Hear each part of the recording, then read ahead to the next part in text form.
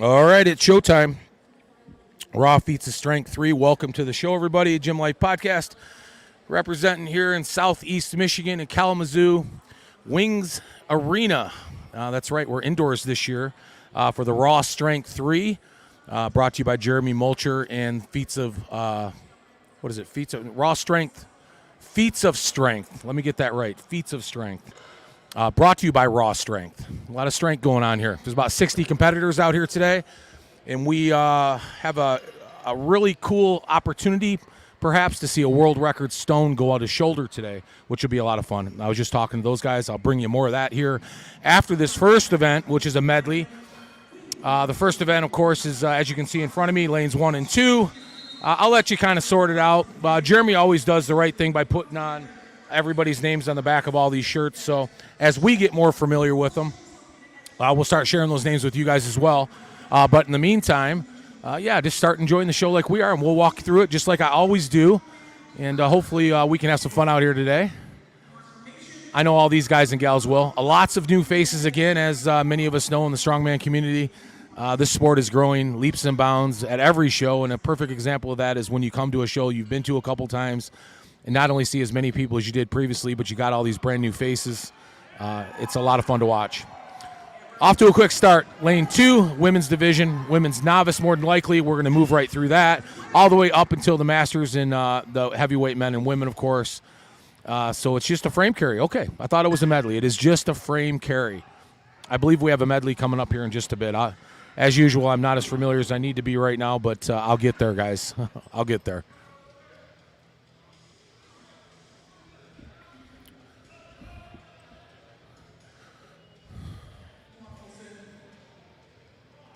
I'm actually going to get on Iron Podium right now, as I encourage all you guys out there to do as well. Iron Podium, I think live scoring will happen generally about 20 minutes after each event. You'll see some live scoring updates.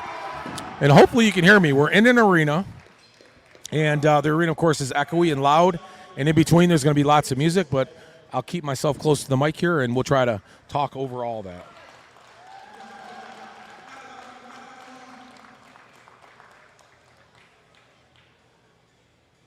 All right, let's see here. All right, Iron Podium is a blessing to us all. Yeah, okay, first event, whiskey barrel frame carry. It's for 50 feet. Let's see, I'll read the script to you here. Athletes can not place their hands on the implement before the go command. Athletes will remain in upright position till the head judge gives the go command. Time cap for completion is 50 feet is 60 seconds. Unlimited drops in this event, so you can drop and pick as many times as you want. As some of you more advanced athletes know out there, generally you don't see that in a lot of shows, but Jeremy likes to be friendly to all of his competitors when it comes to a frame carry and likes to give them an opportunity for all to finish. Although I tell you, a lot of drops in frame carry aren't a result of strength, they're a result of grip. Good grip will get you a long ways in the sport of strongman.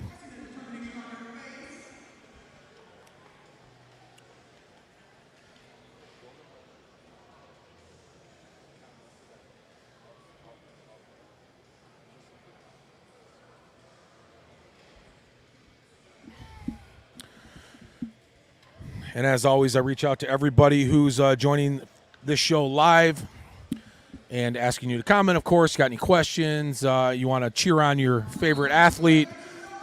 Please feel free to do so, because this will actually be available to these athletes after the show.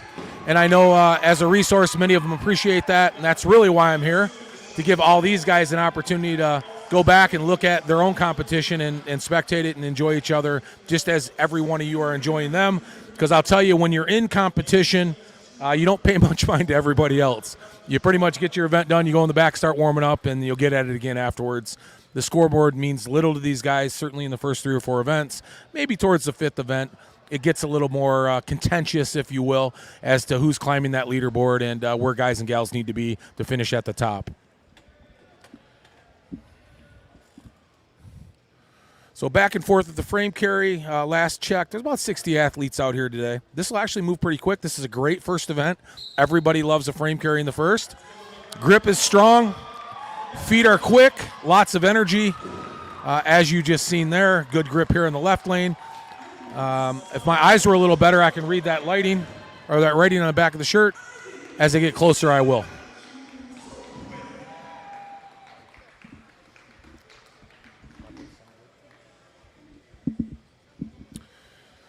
So it's been a long summer. I'm back, baby. I say that all the time. It's my favorite catchphrase. Last show was in June. We're picking up again this week. Just moved to a permanent studio, so pretty excited about that, you guys. For those of you who tune in the Gym Life podcast in the past and have had an opportunity to listen to the show and all the great interviews and commentary, it's permanent now, which means I have a permanent studio. Turn on a light switch and start recording. And that's going to be exciting because there's a lot of people in the wings I need to get interviews done with, including Mike Lohman and Ken McClelland, George Bullard, of course, Great Lakes Strongest Man, promoter, and many, many, many others. A little behind the eight ball, but summer got the best of me a little bit for a few weeks. Vacation's over, time to get back to work. Although we have a huge events ahead of us this summer, particularly in the Great Lakes. Great Lakes Strongest Man up in September, and Turtle Creek Stadium, the Pit Spitters ball field, as it has been for the last 4 years. It will be back again this year, baby, and it's going to be a great time up there. Can't wait to do that. First things first, Feats of Strength 3. Moving right along in the frame carry. Little adjustment here. I love what they did here. If you see these frames, I'm not sure who built them. I would like to know, and I'll find out for you guys out there. What a great opportunity to put a frame together in a really convenient fashion. Looks like some straps, some ratchet straps. In the left lane, you see there the whiskey barrels. In the right lane, some plastic barrels. Each of them have a hole cut in top of them, so you can fill those with as much weight as your heart desires. There you go. Just a little slip of the grip. Lane 1, easy finish. Event number 1 out of the way. It's always good to get the first one under your belt.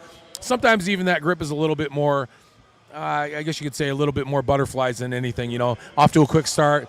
Don't pay attention to how you hook that bar. Next thing you know, you're running a little too fast. You often will hit your arm, or you'll lean to one side too much because you're moving too quick with your feet, and all of a sudden you'll kind of let go and go, oh, shit, what happened? Christina says, go Rebecca. Love it. Thanks for joining, Christina. Remember to let everybody know out there that you can watch this recorded. It's hard to tune into a strongman show for 4 or 5 straight hours for many of us on a Saturday afternoon, especially when it's as sunny as it is outside right now in the state of Michigan. Oftentimes we've got, I don't want to say better things to do, but other things to do for sure. I mean, because nothing's better than strongman. We already know this.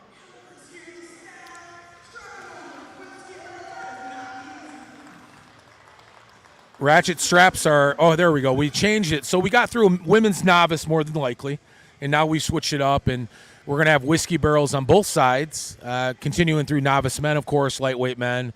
As it goes all the way up to the heavier athletes, they'll keep adding more and more weight, and I'll update you on that weight here too. Again, though, go to Iron Podium, and you get all the information you need there. Let me give it to you. So novice women had a 100-pound frame to carry. Novice heavyweight women, a 200-pound frame, which is where we're on to right now. And that's 165 and over as far as the weight class is concerned. And then open women, lightweight, is 132 and under. They're back to a 200 barrel. So they're going to be sharing the lane there on the right. Then, of course, open women, that's what we consider heavyweight women in the sport, 198-plus pound category. We'll do a 350-pound frame. And our open women, super heavyweights, that's over 185 pounds, we'll do a 400-pound frame. Novice men, 500-pound frame. That's what you're seeing in the left lane. 220-plus, I'm sure. 220-pound-plus athlete. So now we're going to see some struggling. We got some weight on the frame.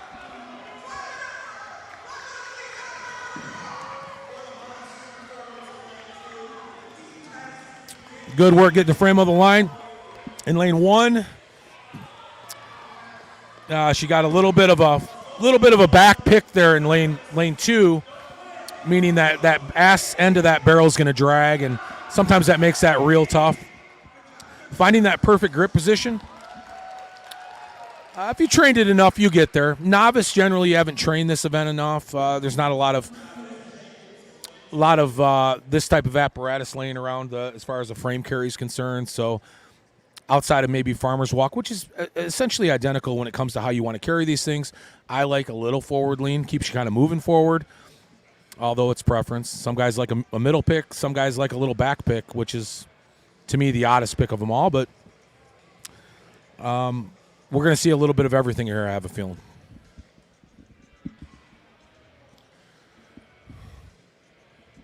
So as I previously mentioned, back from summer break, back from a move, and ready to rock and roll with the podcast here. Starting this week, I'm in a permanent studio now, so that'll be a little more accountable to all you and be a little more consistent for me and be able to get some of these interviews knocked out, as well as a lot more shows coming your way late summer into early fall. There's a little bit of a back pick for you in lane one. Worked fine for him. You saw that ass end drag into that barrel just a little bit. Again, it's personal preference. I always like a good forward lean in this event.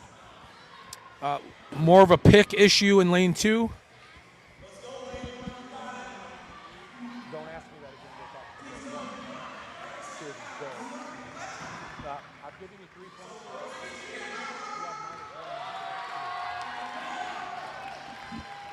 If anybody heard, that's me disciplining my son, who's 6 years old, who's joined me for our first commentating job at the Feats of Strength here. You may hear me from time to time tell him to sit back down. He just asked everybody, when are we going to go? Apparently this guy's never been to a strongman contest before. He's got a long day ahead of him. There you go. Good job with the frame in lane two. Oh, that was a test. There's Jeremy Mulcher. Pay attention, Joe. That's your promoter. He's like, yeah, it's light enough. These guys should be able to move it.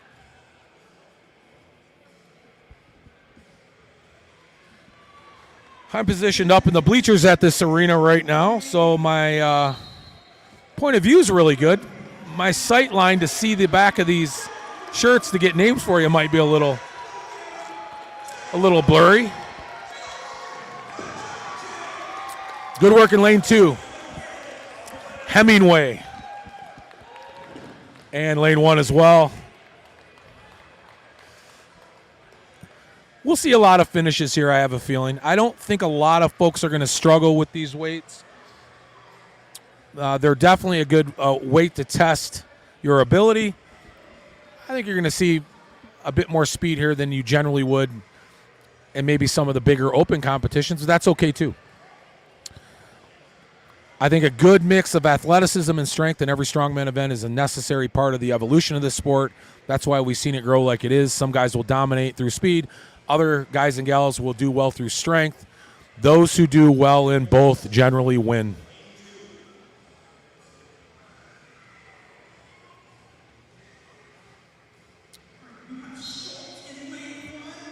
Schultz, lane one.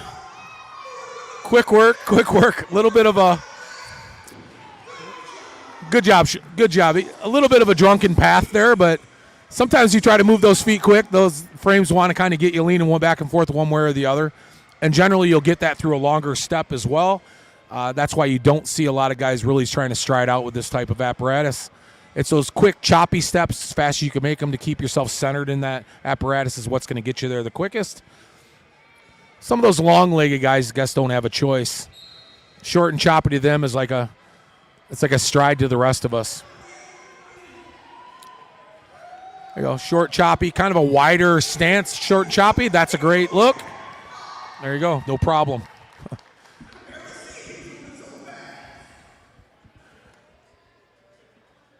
This is a first event. Everybody loves this event as a first event. Trust me when I tell you that. Your legs are fresh, your grip is fresh. It warms you up good, get your heartbeat going. You're generally...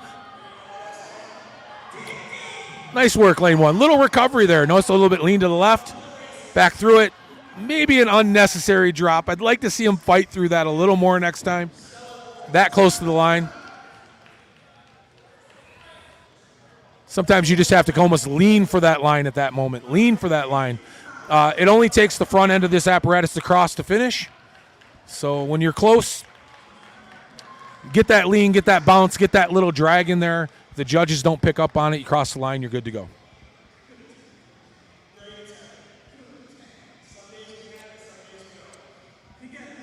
So I am flying solo out here today. My announcing partner from the last show, Cody Rebarger, he got called into work, to be honest with you, and that's never any fun because this would have been way more fun.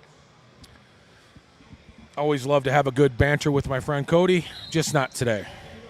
So I'll keep you guys entertained, and I'll go out of my mind at some point after about 4 hours. Generally, that leads to some good humor, I guess.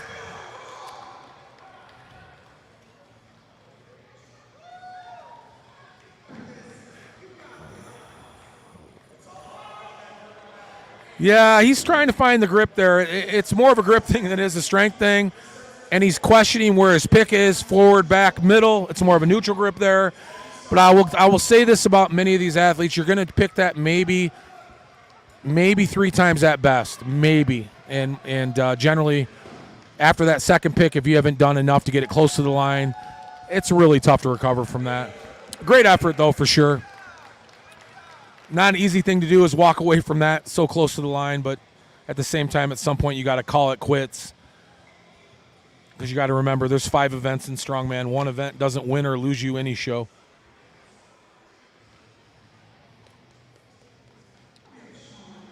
Also, another first-time guest with me today, my girlfriend, Nicole, sitting in the wings with me here.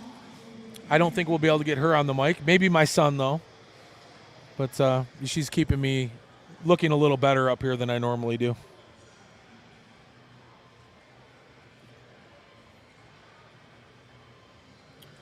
I'm sure both Nicole and my son Clark at some point are going to go, is it time to go yet? And I will say to them both, no, it's not. Sit down and be patient.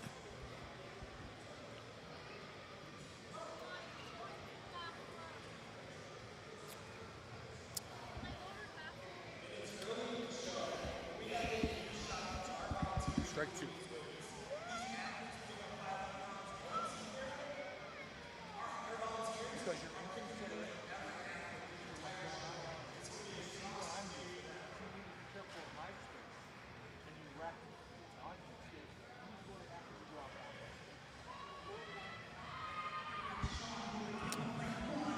Sorry, folks. That was my son, to no surprise.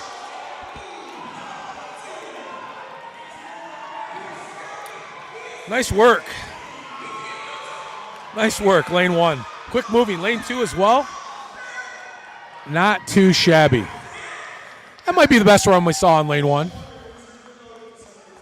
You know, the bigger guys, the bigger based guys, the guys with those big cores, those big thick quads, those big hips, that type of base is going to get you a long way with a good grip in this event. They generally will do better than the taller guys and maybe some of the leaner guys.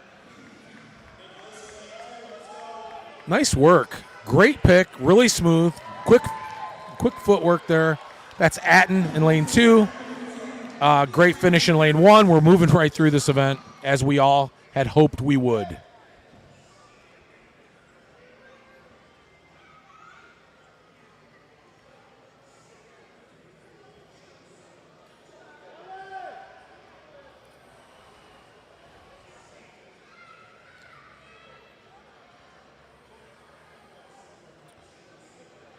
Judging by the guys' sizes in lane 1, I would assume we are on to the heavyweight or super heavyweight classes, which is going to put that frame about, well, wait a minute.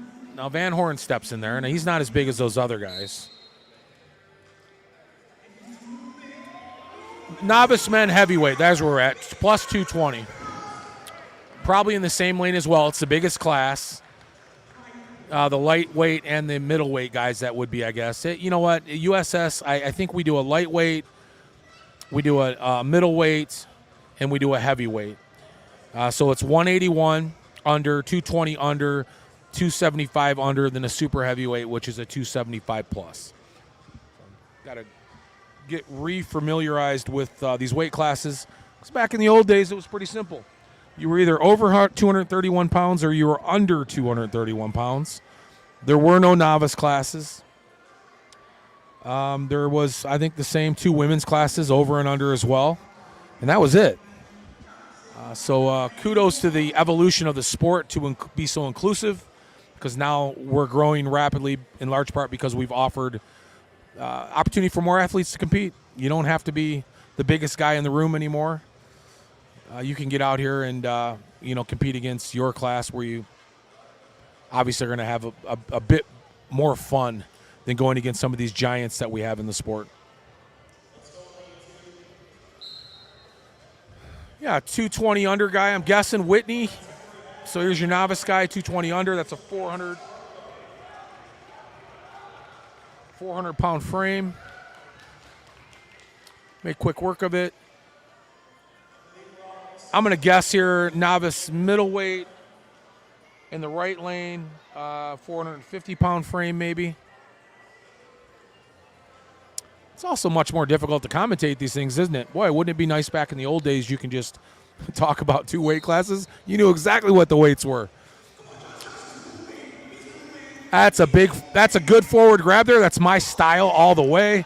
That weight is just carrying him across the finish line, and about carried him right over top the barrel as well.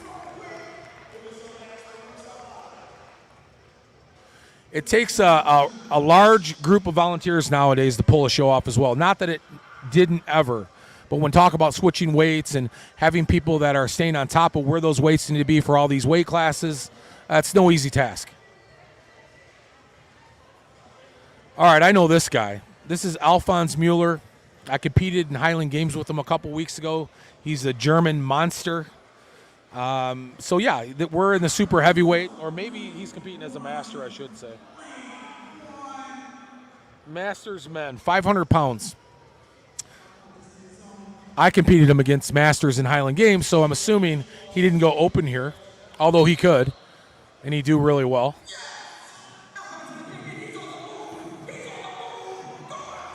Big forward lean there. Love it. That's going to get him across the line. They're going to give it to him? Barely. There you go. To no fault of Alphonse there. He judged that lean. He just came up a little bit short, probably about 2 or 3 inches. The judges were on it, made him repick, get over the line. By the way, he won that Highland Games show. Yeah, I came in third. He won it. And I'm not going to say it was close. He won it, and I was in third. Let's just put it that way. And our good friend Steve Blibbins came in second. It was a great day all day around.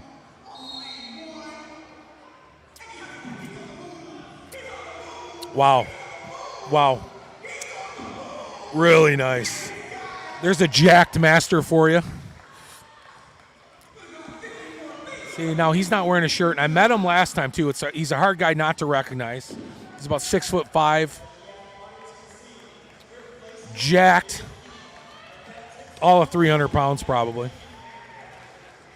Josh Swisher in lane 1. Let's not forget about Josh all day long. Masters guy as well. His first year in Masters at 40 years old. And let me tell you how long Josh has been competing. Probably for 20 years. And he's injury-free, if you can believe it. He's still feeling great. He's looking forward to his run at Masters, and I don't blame him. The weights do get considerably lighter, where many of these guys don't deserve it. They're still strong as hell. Just a grind there. So lane 2 there, Ewers has got kind of a forward grip, or a back grip that's kind of forward grip, that's putting the kegs back.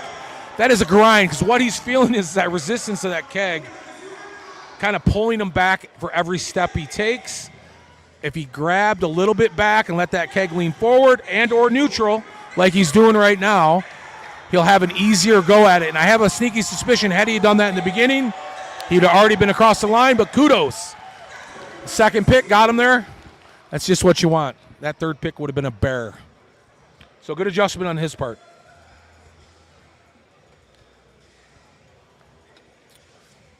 Wow, it's fun to watch. Lots going on with this frame. They're generally not this exciting, but these whiskey barrels in these classes are making it like that.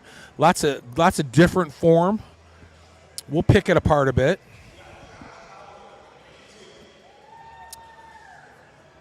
Now, what we don't want to happen on a frame carry, which is often an anomaly, is ripping calluses off your hand when the weight gets heavy.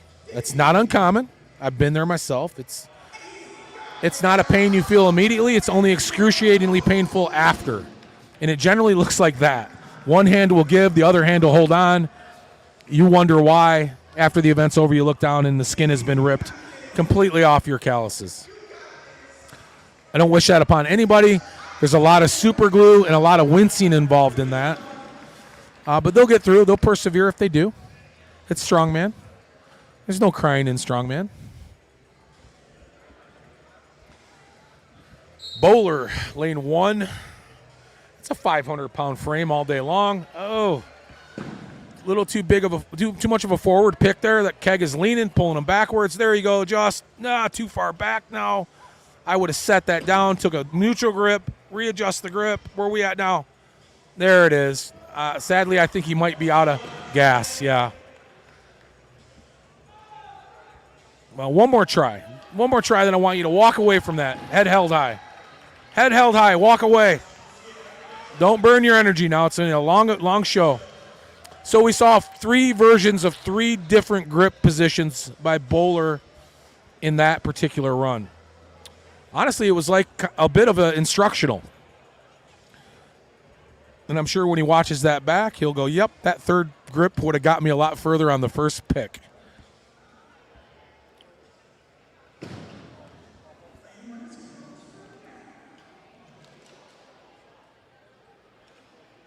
I'm going to try to get some people out of the way here. However, if you notice this guy standing in the very front bottom part of the frame, we are going to see a world record attempt at a stone to shoulder today by Ben Chinskin. And Ben is, he's a stone loader, all right. He's shouldered a 430 twice. I don't mean twice, but for 2 reps. The current record, USS current record, is 440 pounds. I'll get that name to you. I know I should know it. I don't. The overall world record in all federations, as far as anybody knows, and all records have been looked up, the heaviest stone ever loaded to shoulder is 465 pounds.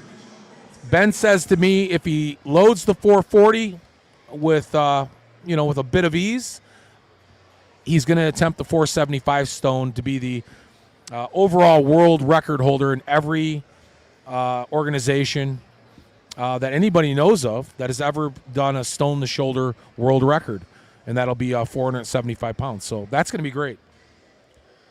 Inez Carrasquillo was going to attempt the 330 stone for the USS record, which is currently held by Nadia Stowers at 300 pounds. Inez was going to attempt 330 pounds. I believe she's not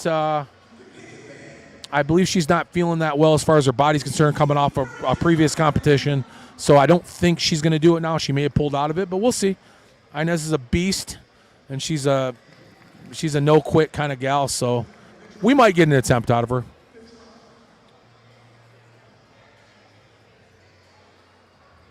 Who's your dad? That weird girl, who's your dad?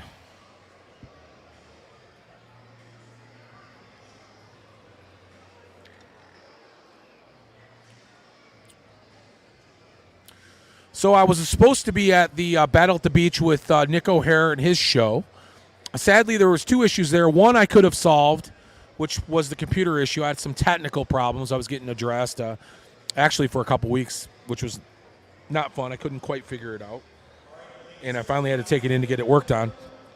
But also, it was a internet Wi-Fi issue. And Harbor Beach, Michigan is in the middle of nowhere. You couldn't take a phone out there and get service 9 times out of 10. The hotspot wouldn't get service either, so it was just a bad situation all the way around. Not well thought about in advance. I don't think it was a problem that could have been solved in any case without a huge investment into some type of satellite Wi-Fi or something, which, of course, you guys know I don't do this stuff to make money, so that was out of the question entirely. But I understand the show went off without a hitch. Everything went well. Congratulations to Nick, and he'll be up at Great Lakes. Strongest man this year in the pro class, so it'll be fun to watch him compete. Coming off a big year in 2023, taking second at Chaos last year, and he's looking to have a good season this year as well. Maximum effort. That's right. Nice try. Frame 3/4 of the way down. We could still be in that novice class. Don't know.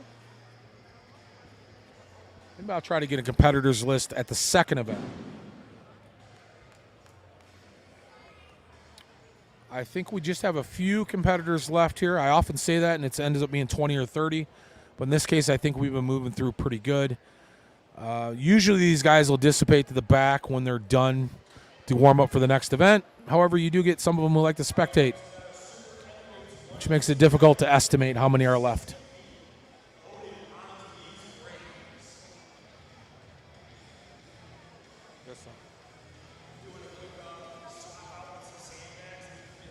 I love you too, son. It's just buttering up to me, folks. He tells me he loves me every now and then. Sweet, I know, but there's always a hidden agenda behind his I love yous. Funko Pops or FNAFs or something along those lines. That's Five Nights at Freddy for you folks out there that don't have kids.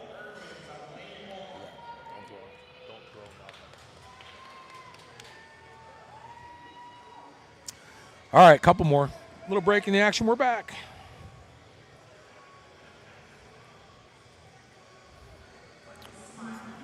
So all you competitors that are going to be watching this event or the show, when you get back, probably tonight, I'm guessing. Many of you aren't going to have enough today. You're going to want more later. Try to get your last names right from this distance eventually. And it's all in good fun. If I do make fun of your technique or style, it's only because I love the sport and love the competitors. But we got to laugh at ourselves sometimes. But not at these two runs. Are you kidding me? Now that's a race. I love it. I love it. I'll give it to lane 2. Well, to no surprise, Erdmans. Is that Mike Erdmans? The Erdmans. Yeah. I have to check which one that is. They all are going bald, but maybe somebody shaved their head in the Erdman clan. They're all giants too, by the way. To no surprise. I believe he won that, and they're tenacious competitors. They all have beards too. Generally, they're a bit more bushy than that, so maybe this is I'm not recognizing from this distance. Maybe it's a long-lost Erdman. Maybe they're extended family or something.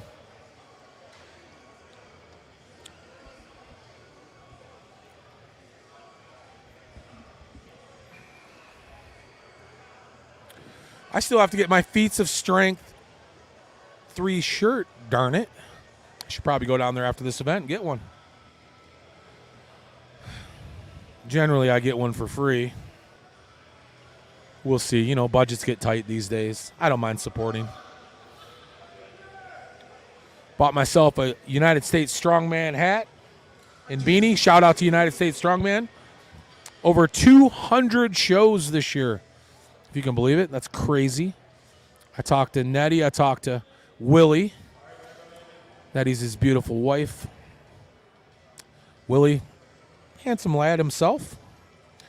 Defying age, as he always does. Looking fantastic, in great shape. He better be, because his wife is hot.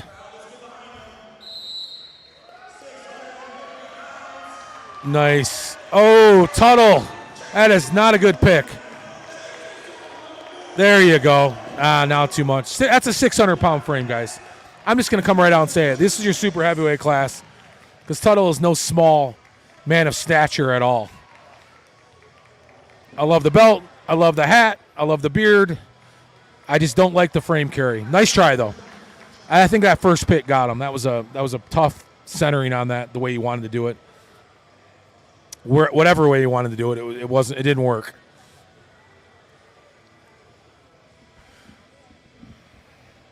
So, yeah, I bought my USS hat. I hear it fits me. Got a rather large melon. Holding steady at 270 pounds for the summer, which is surprising me at the moment. Lots of barbecue and lots of beer. Lots of training, too, folks. Lots of training. Maybe a comeback. I don't know. Yeah, I'm going to go out on a limb here and say super heavyweights. These guys are getting bigger now. Got the power bellies going on.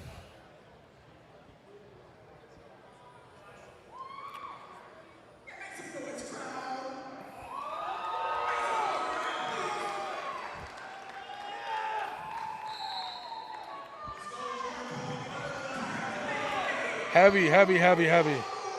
Heavy frame.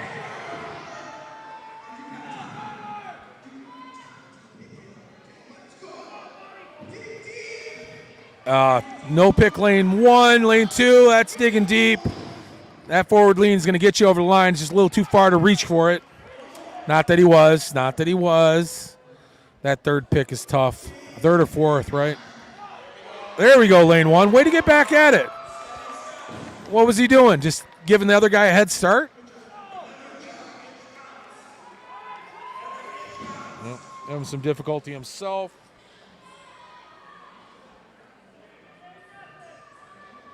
By the way, that was Michael Erdman's. Boy, he's looking pretty svelte. Pretty handsome with his bald head. His groomed beard. Guy coming up here next, maybe? Big Joe McFadden. By the way, Big Joe McFadden is big again. That's right, he dropped a few pounds. Does anybody remember that? I don't. I do. I'm kidding, Joe. You look good last summer. You look good now. He's getting ready for the Arnold Classic. Do you guys know that? It's a big show. Not the Arnold Classic, the Shaw Classic. Bigger show. To many of us, that is. We know the Arnold's fun to watch, but let's not get carried away. Made for television. Yep, there he is, Big Joe McFadden. He's big, all right. He's pushing 370, 380, I think Joe told me. He's right there in the bottom left corner of your frame. Built like a brick shit house, I like to say.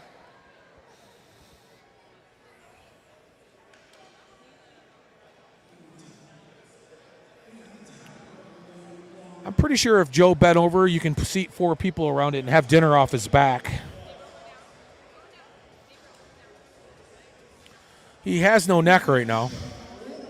Joe, you better kill this. You're going to the Shaw, for God's sake.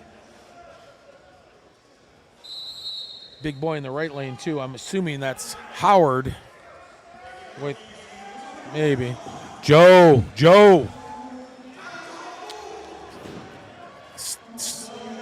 Grip issue. It's a slipping issue for sure. I know his grip is way better. Yeah, he's just not getting a grip on that. See, Joe, I built you up. Now look what you did. That's all right. You're getting ready for the Shaw. This event's a warm-up. Let's not get hurt. Walk away from it, Joe. Save yourself for the rest of the show. There you go. Just walk away now. Walk away, Joe. Don't let your pride get the best of you. Walk away. Walk away. All right, now walk away. Okay, good. He finally listened to me. Either that or we're out of time. That's all right, Joe. Shake it off.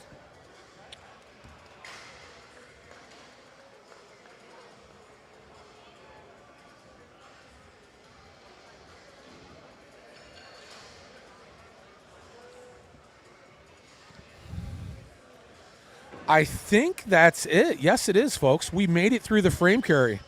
Joe McFadden was our last competitor to go. I think we're on to, and just to be clear, I'll get on Iron Podium, as I encourage everybody to do. This is my cheat sheet today. Things do change. But I believe we are on to a pressing event, I'm going to say. Generally, that's the way it works. It's a pressing event. No, we're not on a pressing event. Doesn't always work that way. We're on the card deadlift. So these posterior chains are already warm. Their hamstrings are warm. They should be. Their grip is warm for sure, although there could be straps allowed. So let me read it to you. The card deadlift will be a side-by-side handles. The height will be between 14 and 16 inches. Athletes can touch the implement before the judges say go. The judge will give the down command in every rep. They will not give an up command. Athletes must stand up tall and push through their hips. Knees locked out to have a counted rep. They will be allowed straps, so grip won't be an issue. They can have sleeves, suits, a belt, Yeah, that's it. That's all you need. Shit, that's the whole kitchen sink right there. So everything and the kitchen sink. That last weight of the frame was 600 pounds. So for the supers, that was 600. The lightweights were 500, which would be the 231 guys or the 220 guys. And I believe 450 was the lightweight guys at 181. It's kind of moved around from there. Your super heavyweight women were at 400. You were down to 300 and then 250 respectively, I think, as it moved down as well. Very heavy, 600 pounds. I picked it up earlier. The handles were smooth, so it wasn't a lot really outside of a strong grip that would keep you there. Too much chalk probably would have worked against a lot of guys, and I think it did. A lot of those slips were kind of premature. Sometimes you can over chalk. Chalk doesn't do the job it's supposed to when you have too much of it on your hands. But for the most part, we saw some good picks and some good runs. So we're going to get ready for the next event. That is going to be the car deadlift. That'll be fun to watch.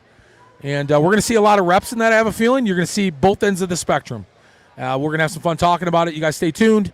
I'm going to take a break, and I'll be back with you when event number 2 starts, and I'll pivot the camera around so you guys can get excited to see that.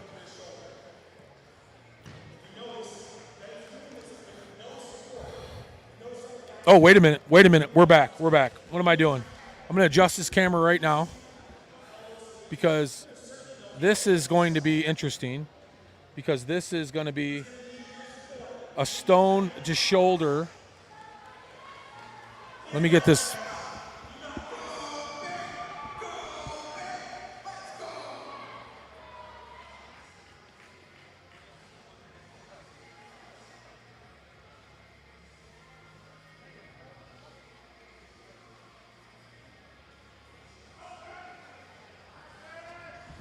All right, little camera adjustment there. So in the center of the frame, we talked about it. This is Ben Shinskin. He is going for the current USS stone loading record at 440 pounds. And mind you, this is a stone to shoulder. He's been trained by Ryan Stewart, who himself is a great stone loader. That's Willie Wessels in the front. Willie's got the judge. That was easy, guys. That was easy.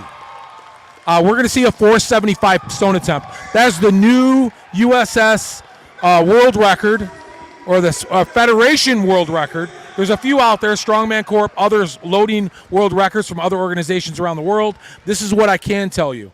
I can tell you right now that the current stone or heaviest stone ever loaded to shoulder was 465 pounds. I think we're on to, boy, I got to get this weight. I don't know now. I thought he did the 440. I see the 475 sitting down there. Let me adjust this camera a little more.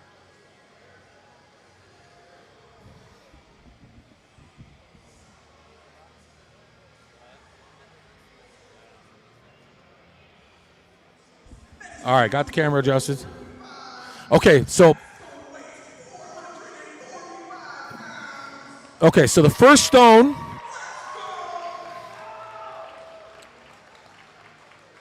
was 435. That was the record.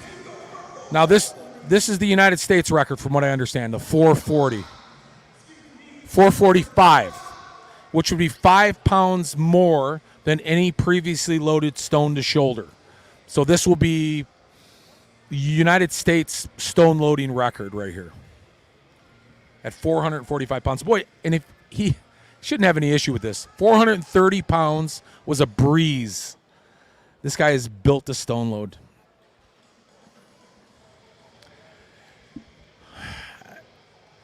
To fathom what this stone feels like, yeah, there's a lot of great loaders out there today, guys. Stones have become 400-pound stones have become kind of a benchmark for a lot of guys just to put on a platform.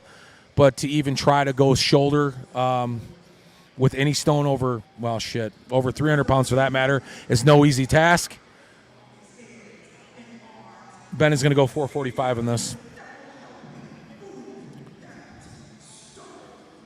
So it's official. Willie Wessels is out there, so he's the judge, right? You're going to break a world record for United States. You have to do it in front of Willie Wessels, and he's here. He's been flown in for this specifically. All right, 445. Again, blown away by this.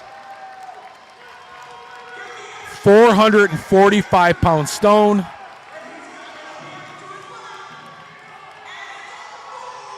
Okay, he's got a lot of tack. Oh.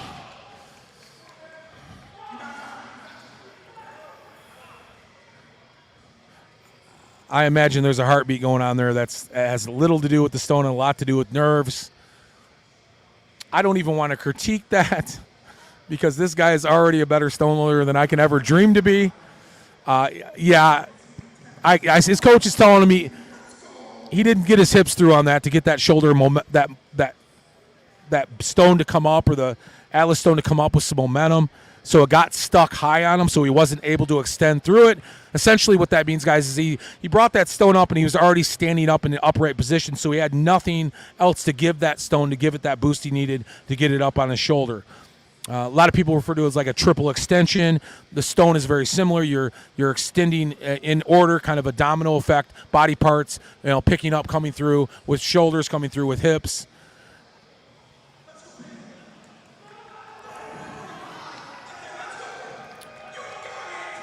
So maybe just a technique issue.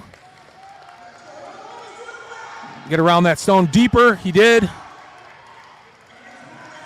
That's it right there. A lot of stick on the shirt. Now he's got it. Oh, jeez.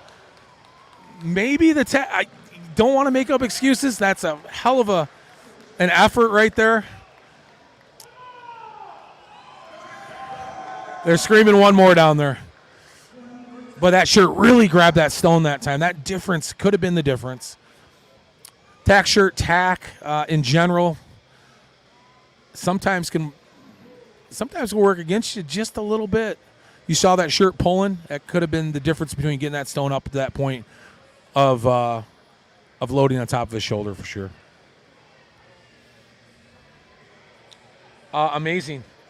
Really just amazing. So 440 right now, current USS world record. He did, I believe, tie that, and 445 would break that. I'll get some clarity on that when we come back and after break.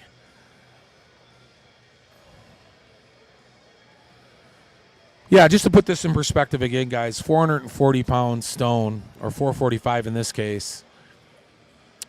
There are very few guys that can load that on a 48-inch platform, let alone load it to their shoulder.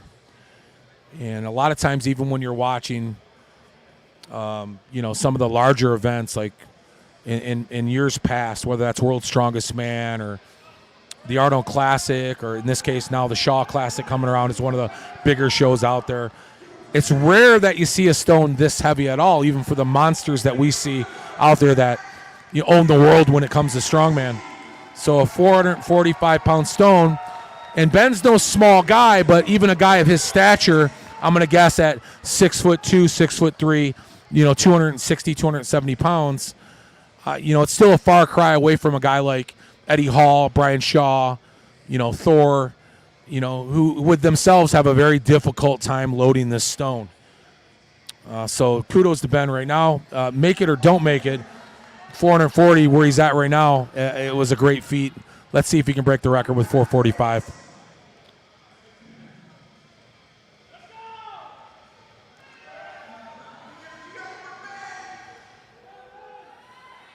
All right, let's get behind him with all our energy, guys.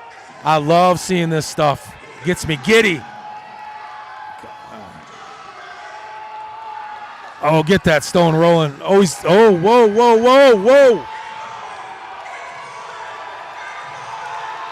He's got that point of no return right there. Oh, jeez. What an effort. I guarantee you that stone record is going to fall, and it's going to fall soon. I don't know what you call that. He had it. 445 is going down. We're going to see 475 by the time this guy gets done, probably by the end of this year. That's Ben Shinskin. Great effort, Ben. Congratulations. That was fun to watch. Boy, it's fun when you get to a show like this. You get to see something you didn't expect. Yeah, awesome. The crowd here loves it. As do and should many of you guys out there right now watching this. And for those of you who are going to see that attempt, really amazing. So congratulations, Ben. 440 pounds.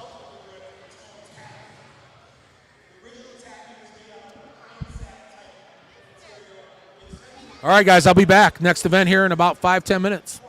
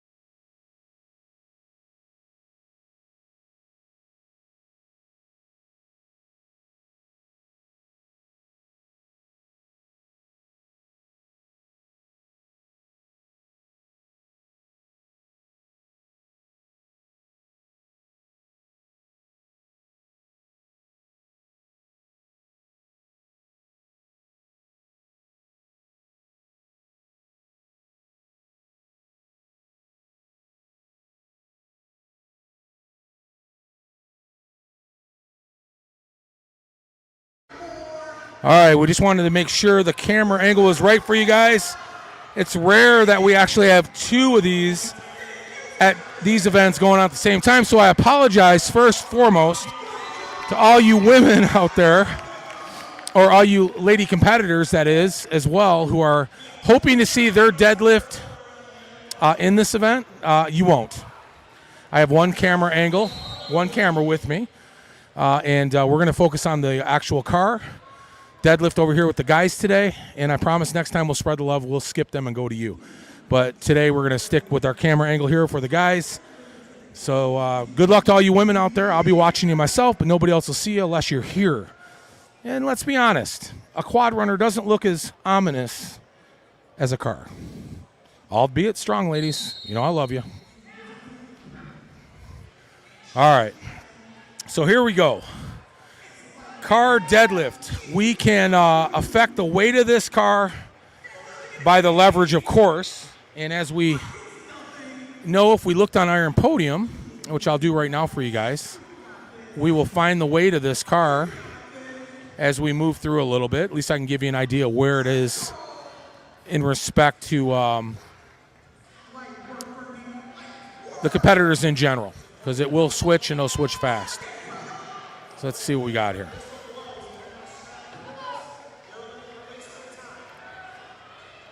So car deadlift, novice women, we know they're going to the right. We're not going to see them. They're anywhere between 200 and 350 pounds, up to 450 for the super heavyweight women. And then, of course, the novice men, 550. We're seeing those guys now. Novice men lightweight at 450. We'll see the novice men at 550. The open men at 550, the open men middleweight at 600, the open men heavyweight at 650, and the super heavyweights will be a 700-pound car deadlift. Very reasonable weights for all these guys. I don't think we're going to see any zeros today. I would be surprised. It might be a little bit more of a rep fest as I'm focusing on the event now myself. And again, to no surprise, we're getting a lot of reps out of this.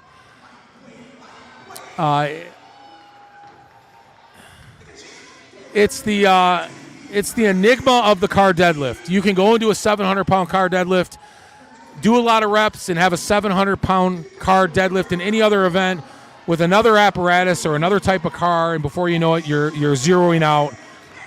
There's a foot placement that goes a long ways with this. The side handle pick is different than a conventional deadlift bar or a front pick on a bar. That poses a little bit different. From a training methodology, it turns into more of a squat, really, than a deadlift, especially with the straps. There's no effort, obviously, holding on to the weight. But there is a technique to it, and there's some great car deadlifters out there that aren't the best conventional deadlifters. And I'm more of a specialist in this event. I was very good in this event, and I was okay at deadlifting. The side handle pick for me was wonderful. I loved it. I could deadlift this all day long. And then, of course, you put me on a conventional bar.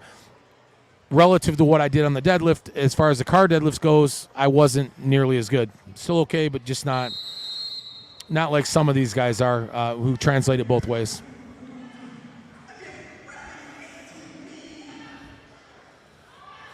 Really good technique here. Actually, I love this technique because the chin's up, head's up. Everything's moving in one direction here. There's a little bit of lean on that car apparatus. These guys aren't having to lean way back to get that rep, to lock it out.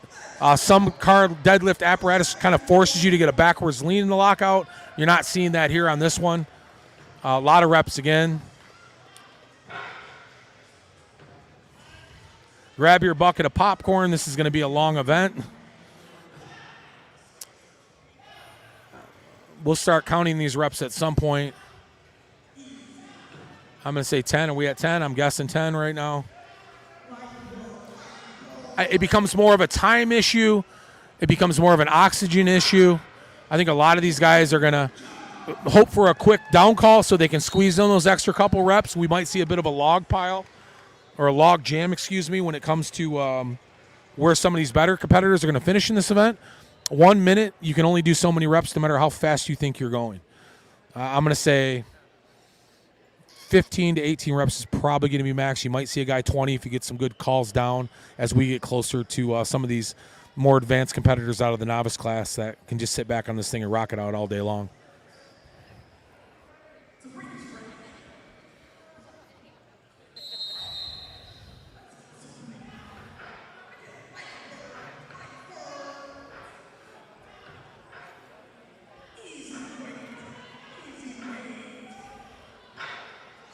Good form. It's a bit of a high pick. I mean, it's just under knee height, so keep that in respect to what you may do in the gym as a pick. It's more of a 16-inch pick than it is a 14 currently. A 14 is a little tougher of a pick. Certainly for a taller guy right now, this could pose a little bit of a problem. I think your shorter stature guys are going to love this.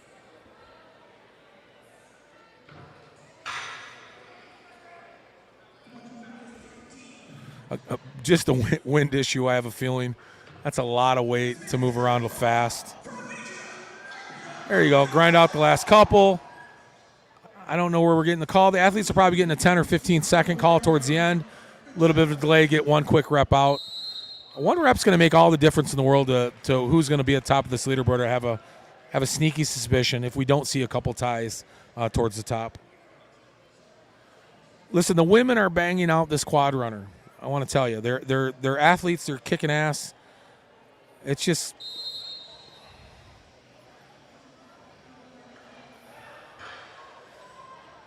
kind of looks cute is all. That's all I'm going to say. It looks cute. The quad runner looks cute. I'm going to pan over to the quad runner when we're done with this event, and you guys can be the judge. They're banging it out though. Listen, it doesn't matter. On that particular event or apparatus, they're actually plate loading towards the front of it, which little of these girls know, or if they do know, that's where all the weight's coming from on this. The quad runner is just there for effect. And once I pan around, you guys will know what I'm talking about. And that's actually a tougher pick for these ladies because that leverage is kind of not working for them like the guys because that weight is loaded so close to the grip. This is more like an actual side handle pull in the gym over there, which I'm talking about something you guys aren't watching, but when I pan over there, you'll get what I'm talking about. So back to the white Cruise, it looks like, Chevy Cruise. And we're done. What do you do? 15 reps, I bet. 10, 15 reps.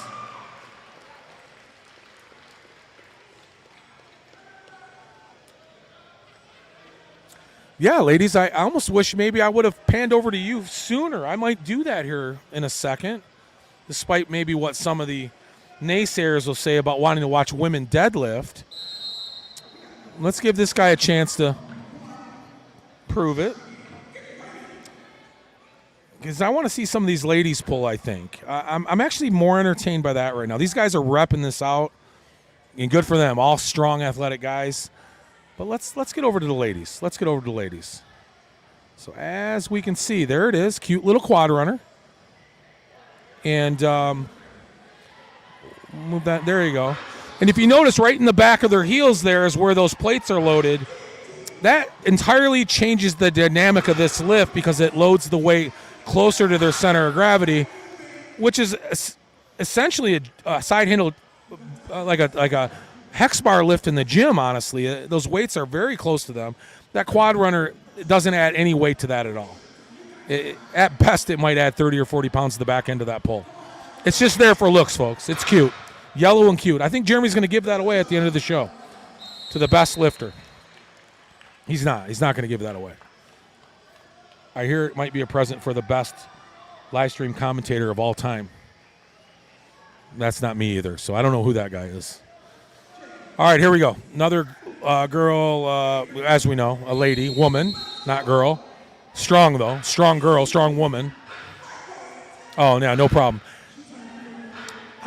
Is there a CrossFitter down there? She's kind of CrossFit built. Yeah, every now and then you get these CrossFitters that sneak into these strong women shows. They do pretty well. That's a high pick for these ladies. That's an 18-inch pick all day long, or 16 on their frame. Looks like an 18.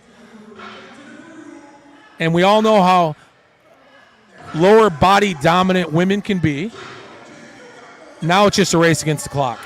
Just a race against the clock. Photographer, Jeremy, announcer, And then you're going to get a chance to see these ladies, hopefully in between all the moving parts down there.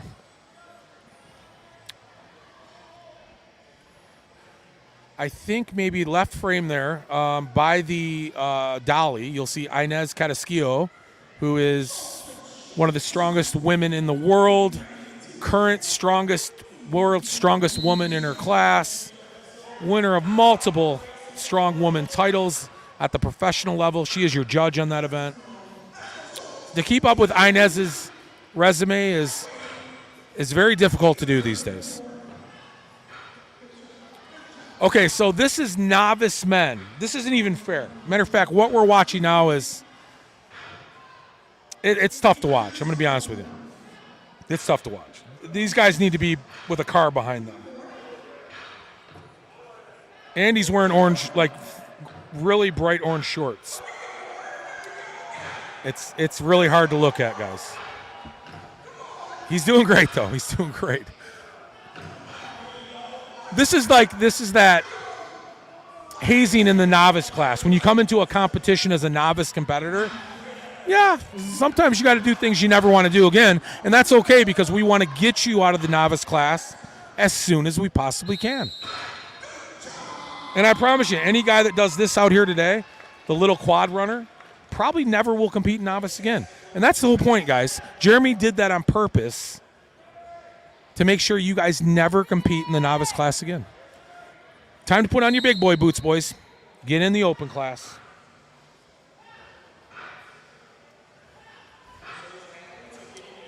You know I give these guys a hard time. Or do I? Or am I not giving them a hard time and I'm really just giving them something to think about?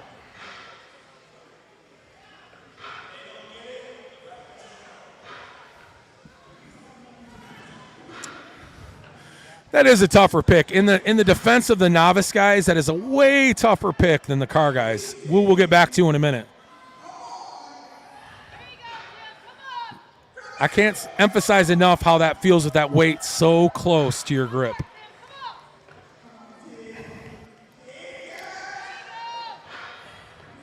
It's less of a leverage thing over there than it is in the car deadlift. It's a straight static pull almost. That leverage isn't really helping you out an awful lot at all. That was strapless, by the way. Congrats to, I want to say, I can't read it. I need my glasses. Great job, though. He did that with no straps. Any guy that'll go a whole minute on deadlift with no straps, yeah, you've already graduated the novice class, in my opinion. All right, here we go. All right, let's get it. He strikes me as a guy that's trained the car deadlift in the past and now himself is experiencing some issues with this leverage on this weight close to the hands. Either that or it's the man bun. I haven't figured it out. Looks good. It's pulling. Yeah, sneaky suspicion. So you see how he's trying to lean back on that? The leverage isn't the way he thinks it is. It's almost a stand straight up and down pull, where the guys over on the car have a bit more of a pull backwards kind of effect, where these guys have to go more straight up and down with it. So hand placement, right? The difference between moving the weight and not moving the weight on this type of movement or apparatus is hand placement. This is what I talked about in the beginning. When you go to these different apparatuses, they're not all built the same. The leverage points are different. The weight feels different. Foot placement is different. And hand placement is different. This is Joe. The commentator is Joe. Big Joe from the Gym Life podcast. I know I suck.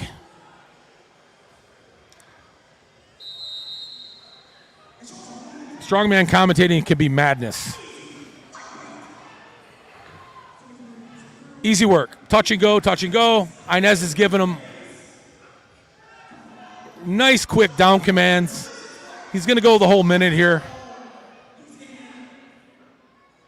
And he's straight above that weight. So there's no pull backwards here.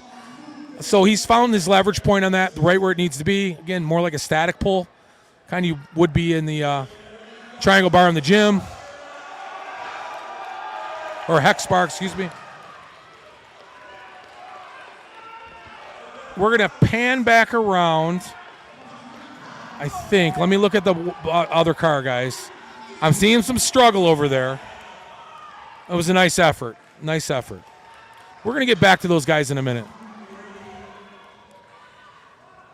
So, yeah, thanks for joining me today, guys. Again, Big Joe with the Gym Life podcast and or Mighty Joe. It's Big Laws. Big Laws is Big Laws, right? You can't take the name Big in any of your names when you're in Strongman because it's like Big Laws. He owns it. So we'll go with Mighty Joe. That seems to be my hashtag lately.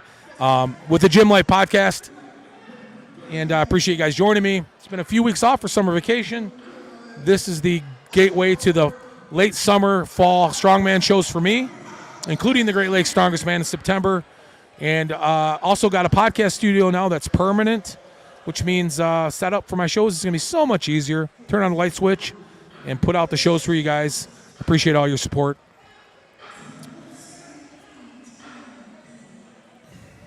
So he's got a really front handle approach to that, but his foot placement is also in the front. So he's trying to grab some of that leverage, moving himself as far away from that weight as he can forward, which is allowing him to lean more back on his heels to get that leverage working for him.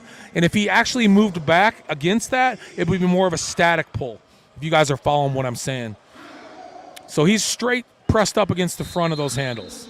Honestly, that's probably what I would do as well. You get a little bit of that lean, get that leverage working for you. All right, we're going to give this guy a go, and then we're going to pan back around to this guy's built like a CrossFitter. No, I shouldn't say that. My apologies. You're bigger than a CrossFitter. You just got a great physique. Built like a bodybuilder. You know I love my CrossFitters out there. You'll all become strongmen at some point. Simply because you don't want to have to worry about staying lean all year round. The luxury of being a strongman is you can eat whatever you want generally. Or more calories, I should say.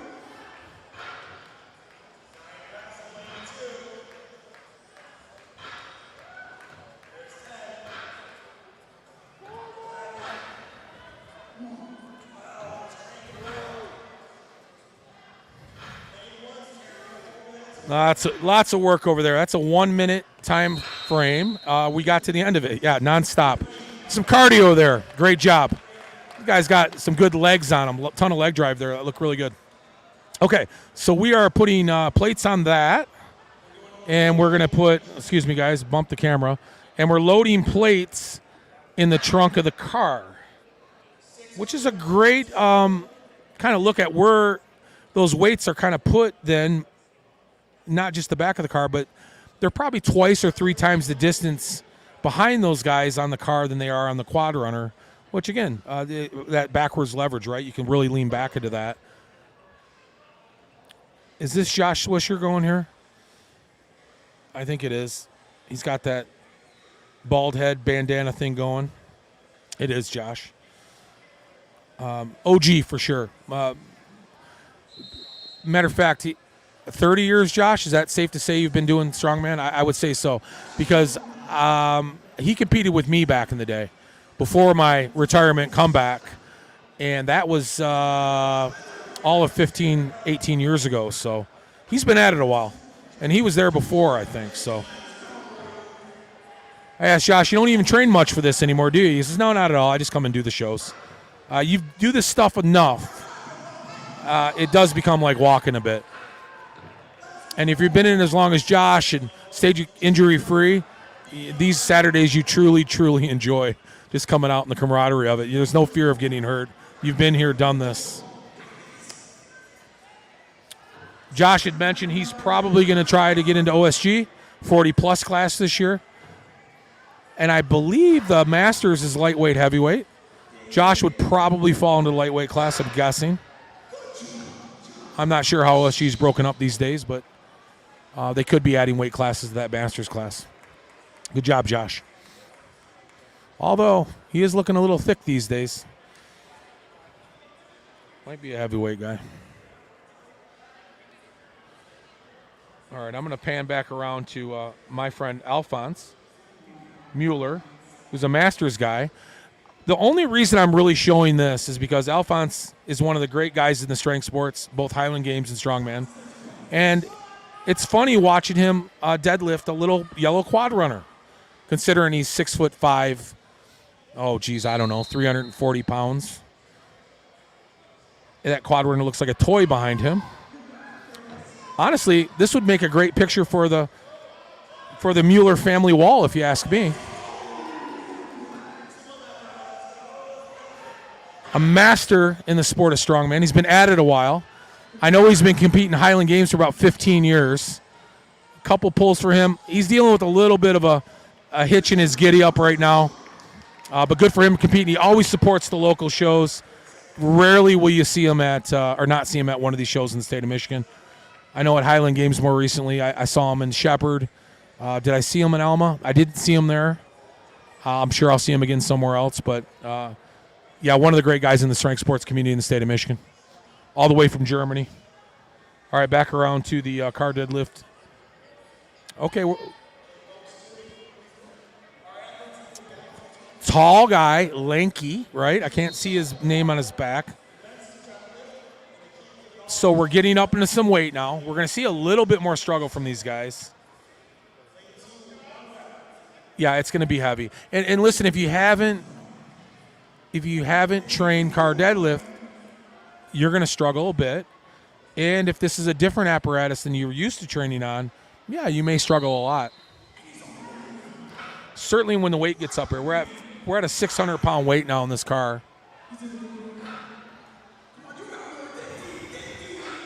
Going up to 700 for our open guys. And actually, this is 700. I'm looking at some of our open guys standing around. They look like they're about ready to go, particularly Erdsman's. I see him there.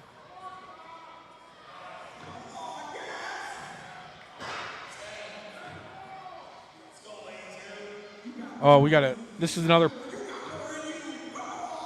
I know how big these guys are, so don't let the quad runner fool you. There is a shit ton of weight right by the hands, close to the center of gravity on that. They're essentially just doing a hex bar deadlift. That quad runner is just there for looks, guys. So kudos to him. That was tough. All right, back over to the car. Seems like I got a better shot at the car, don't I? Okay, we do have a light weight and heavyweight master's cut. Okay, that's good to know. Thanks for that.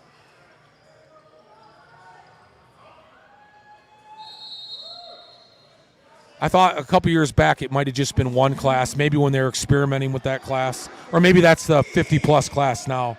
But in any case, that's good to hear. The evolution of our sport.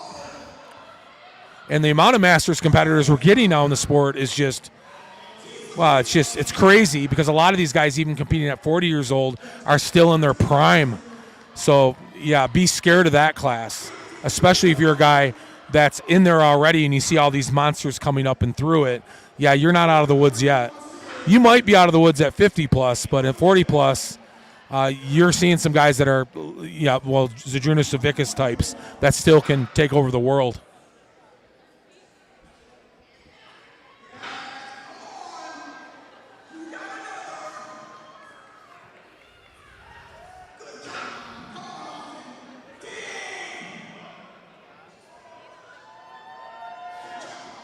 Yeah, Kronk Strong.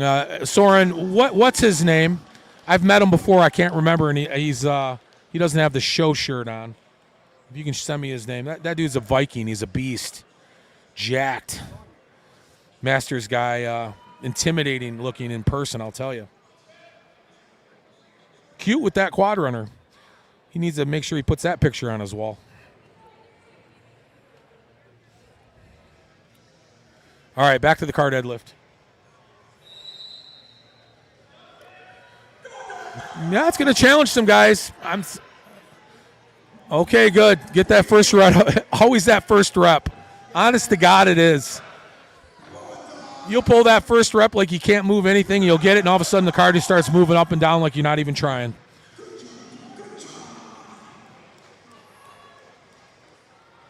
Good job. That's not an easy task, especially with legs like that. They're not that big. No offense. No offense. We just need more squats and deadlifts in the gym. All right, we're loading the bags in the car. If this is super heavyweight, which I believe it is because there's Michael Erdmans standing next to the car with the bald head. He's a super heavyweight guy, so. And a formidable competitor, qualified for OSG. I don't know about this year yet, but I know in the past he has. Always been a top competitor in the state of Michigan as far as the open class is concerned, which is one of the best open classes for super heavyweight men around as far as I'm concerned. And he always throws his name in the hat. Yeah, Scotty Lee. Okay, thanks for that. Yeah, that dude's a beast. Walk in the park here for Erdsman's. He'll go the full minute. Methodical. Remember, this is 700 pounds. I guess he's setting the bar right now. Guys are coming up behind him. Very capable. 13 reps. 15. Where's 20? I said 20's the number, right? Okay, little break. Kabay got the 10-second call. We're going to try to squeeze 2 more out. 18. Okay. Where are we at? Everybody's looking back for time. 19. I said 20 will win it. 20 reps. I might be your winner. Your dad's a beast. Scotty Lee. Scotty Lee is the father of Soren.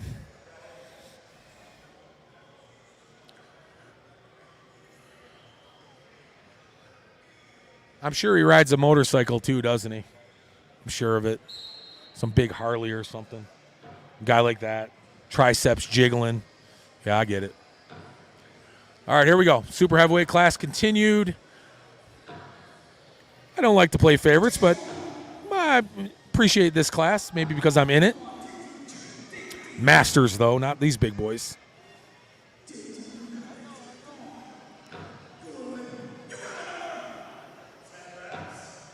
We got 10, all right. Not bad. That is a benchmark for a lot of guys, right? Let's get 10 reps, then we'll see where we go from there. And I will say probably for many of these guys still, even in the open class, they rarely see a car deadlift. Although these implements do move around the state quite a bit, the promoters end up sharing their implements a lot. More than likely, well, Jeremy, he's a collector of implements. More than likely, these guys are, spreading the love to these other promoters. And some of these guys may have seen this particular setup before.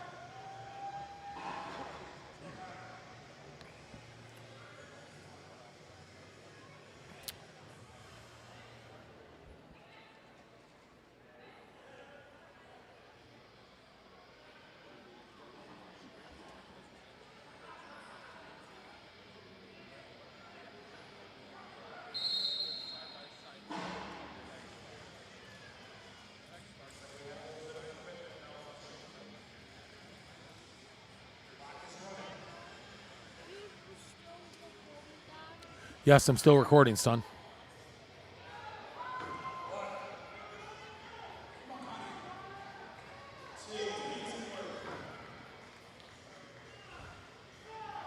He's kind of over it a little bit. When you get over that weight, you're leaning forward a little too much. You almost got to sit more back into it, straight up and down. It's a little body adjustment there. It has not a strength issue. I've seen Howard. There's 2 Howards. I believe it's Connor. I've seen him. I've seen him deadlift before. He's not a weak guy, but see, that position's tough for big guys like this, real big core guys, right? Big center, these forward leaning types. These, let's just say, bigger power belly type guys. There's a backwards leverage to this car, and when you got that forward lean, you can't sit down into that seat. It sometimes makes it a bit more difficult. Now, Oh, maybe that wasn't. They're changing the order on me here. Was that? Who is this now? Can't see the back of the shirt. Haven't seen him compete before, but shorter stature, stockier build. There's not a lot of movement here. He doesn't have to move the bar that far, so it's not going to affect him as much. I can't really see the hand placement, but good reps. All right, nice job, nice job, nice job. He does ride a golf cart, doesn't he? He rides a golf cart, so that quad runner looked pretty familiar is what you're telling me.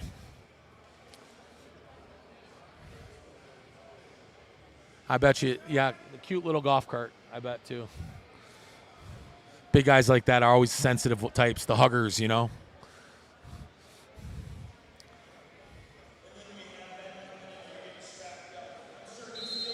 No, some events on the other side of the curtain. No, that's just the warm-up area.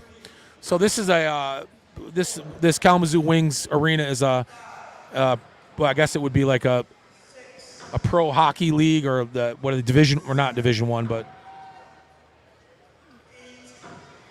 more like a amateur. What do you call those? Like a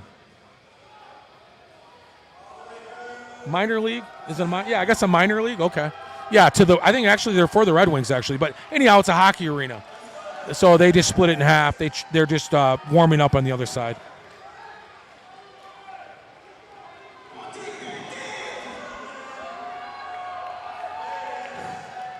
Nice work. Nice work. That's your if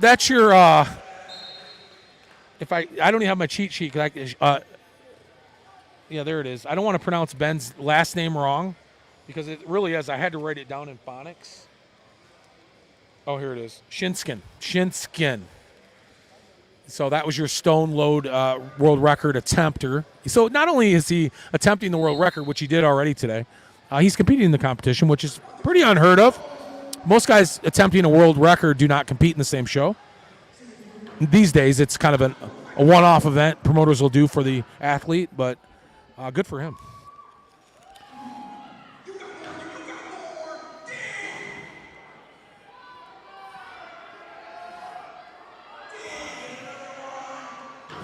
Wow. It's as heavy as it looks, folks. Michael Erdsman's just made that look entirely too light, which I know is breaking all your hearts out there because you thought you were going to see more reps. But, again, he's one of the better competitors in the state as a super heavyweight, and he knows what he's doing.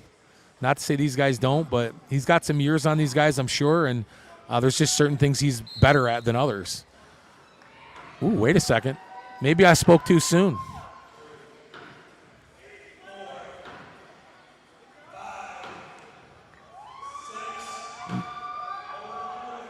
A nice quick start, petering out a bit. Get to that 10 mark. I think 12 or 13 will get you second place in this event right now.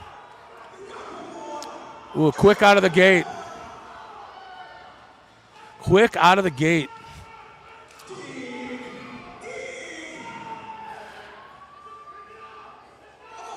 Nice try. Well, listen, some guys got stamina. Others do not. We know this. That carries over in life. Just saying. Big Joe McFadden wants to redeem himself for the frame carry. I talked to Joe. It was chalked up a bit. Slick grip handles. He's not making up any excuses. Doesn't have the best grip in the world. But you got to touch the ground, Joe, to get the rep. There you go. Joe's going to give Michael a run. Watch that down command, Joe. There you go. Yeah. It's going to become a time issue. Joe will finish this out all the way. Little break. It's going to become an air issue. Let's say that. Not a time issue, an air issue. Joe is gaining weight for the Shaw Classic. Repping a car deadlift is like a cardio workout to a big guy like Joe.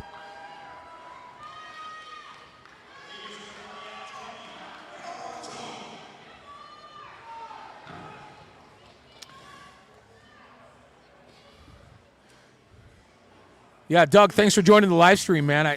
I'm glad you're new to the sport. spread the love, man. This is a great sport. Maybe a bit tough to watch on a live stream for 5 straight hours because there's a lot of downtime and a lot of competitors. But overall, competing in the sport and being a part of these things live is a way more fun experience. And this is one of those better promoted events. Not that every promoter doesn't do his darndest to pull off a good show. Jeremy is, we're spoiled in the state of Michigan. We truly are spoiled.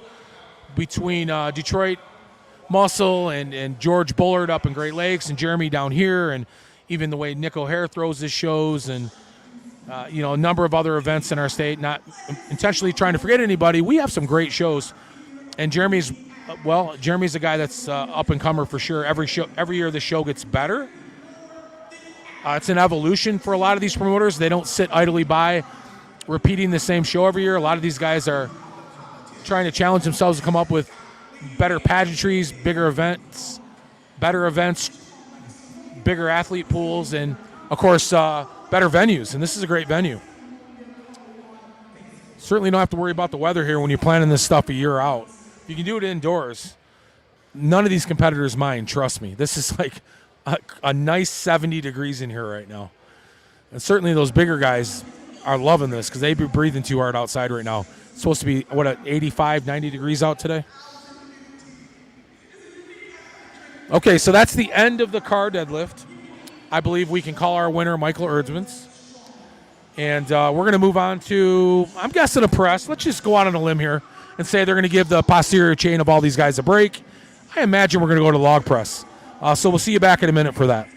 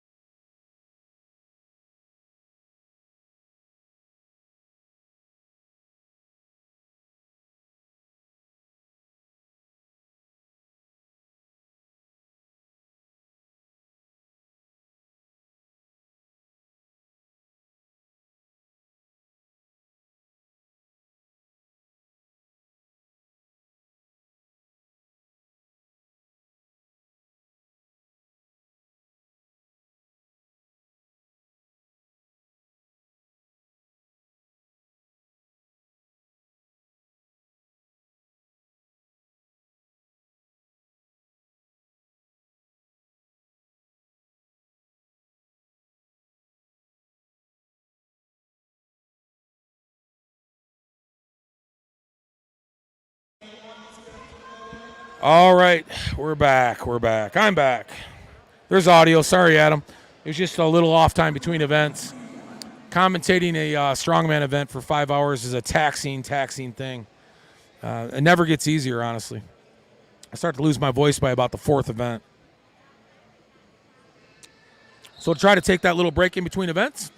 And we're back to the log press for reps, clean and press. This is always the worst part about a log is the clean takes it all out of you. I'll get on iron podium here in a minute to get those weights for you. But we are dealing with, let's see here.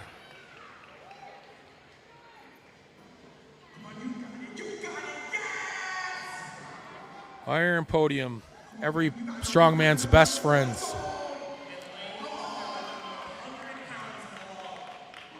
So it's a 100-pound raw weight for the women. That's novice women in the right lane, which is a good press. Very impressive. So I'll kind of read them off to you here so you guys know what's going on. And if you've got a friend or family member in this, you already have probably already talked to them about the weight, but give you some idea what we're going to look at here today. The log clean and press.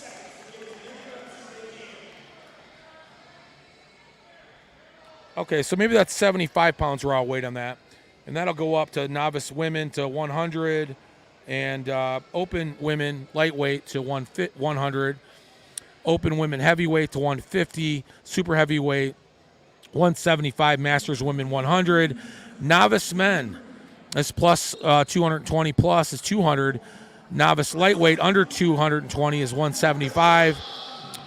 Lightweight men is 200. Middleweight men is 250. Or heavyweight men is 275. That's a hell of a log, by the way, for a heavyweight. I'm looking at probably 5 or 6 reps in that, maybe to win that event. Then super heavyweight, 300 pounds. That's a nice log. Again, you're probably in that 3 to 5 rep range for some of these better pressers. But yeah, let's see what we watch here.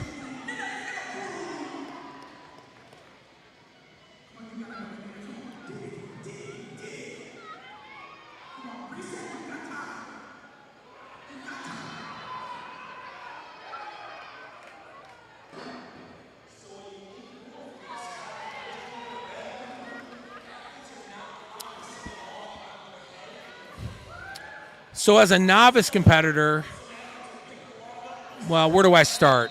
So without picking things apart too much, the clean is where you want to save all your energy, and to learn how to clean a log properly is, well, some would think as they're looking at it, a very easy thing to do. Well, like anything in this sport, it's not. Nothing's easy to do.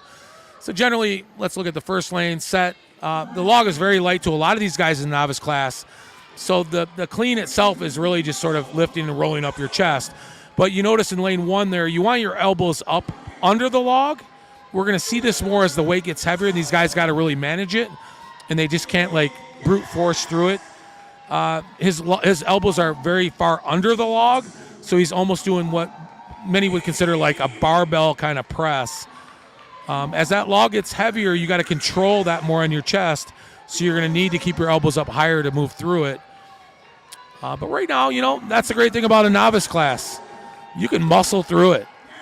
Now, this sport, technique is vitally important, but to get in it, you just have to have a little grit, determination, and a little bit of strength, and you'll do just fine. You can float around that novice class for a couple of shows until either you get kicked out of it because you know you shouldn't be there, or you finally get confident enough to get out of it to go compete against these open guys and start up that food chain all over again. Now, women generally struggle at any pressing, as we know. They're lower body dominant. Well, you get some surprises in there. This lady in particular, I've been keeping my eye on. She's built well, great arms, great shoulders, very confident standing there. Don't let me down. I'm guessing 75-pound for you is going to be a 10-rep kind of weight. Look very athletic. Lane number 1, that's a good clean. He's been practicing. well, lane number 2 really is textbook. Just a little push press in lane 2. You're kind of coming up, triple extending through it, and a little dip, little press, nothing serious. Lane 1 is more of maybe a little push press. I would call that more static.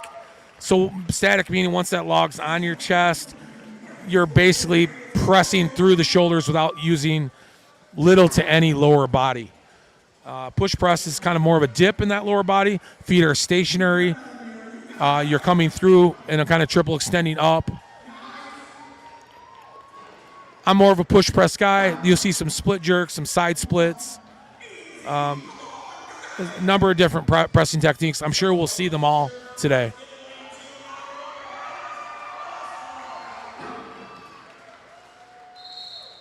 Yeah, she looked like she was going to kill it.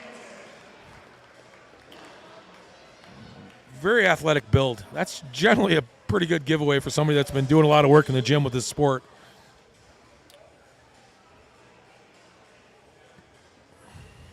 Tack shirt doesn't hurt. Lane 2 there. She's wearing a tack shirt, which is a grip shirt, I should say, a grip shirt. It's nice. Listen, it helps keep that log high in your chest. I didn't use one for years. First time I used it, I couldn't believe the difference. It was amazing. Left lane. So I'm working on that clean. This was purely a static guy. So he's pushing heavy from upper body only. He's not getting any lower body drive into that log. So a lot of times when you see that log's going to bury you because you got to get some momentum to get that log off your chest because it's not in an ideal pressing position until that log gets kind of above your chin, and then you can transfer that press into the upper body. The quicker you can get it in the chin and transition to the upper body, you're going to keep that momentum going, and you'll pop right through that log. So a guy like this who's a novice in the left lane, give him 6 months to figure that out, and I promise you he'll be like, oh, my God, that's it? Because really it just takes a little more muscle memory to get used to that movement and learning how to get under that log through the momentum. No, I'm not trying to sound like Nick Camby, one of the greatest log pressers ever. Awesome guy and an awesome presser. He does clinics about that. If you ever want to check Nick Camby out or Camby Dude, CAMBIDUDE on Instagram, he does pressing seminars, and they're amazing. And he explains all this in really good detail. Makes more sense of it than I can, that's for sure.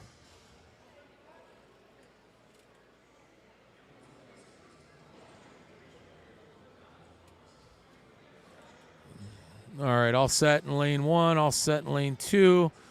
Sleeveless grip shirt. Looks like a Shaw, what's his company? Evolution. Elbow wraps or elbow sleeves in lane 1. Highly recommend in log pressing. As a novice, you might not pick up on it right away, but look at that. You get that 1 rep underneath you, you feel real good about where you're at. I believe that's 150 pounds in that bar too, which is a really nice press for any lady out there. Judging by the men, that's probably a 175 log. Again, really strong press for the lightweight guys. Just kind of count the plates. I think the log is 75 empty. Nice lane 2. Really nice clean. She's trying to keep her elbows up. In order to do that, sometimes you have to be confident in the way you're kind of leaning back. It's an awkward position to put yourself in, but practice will get you there. You'll get more and more comfortable with it as you train it.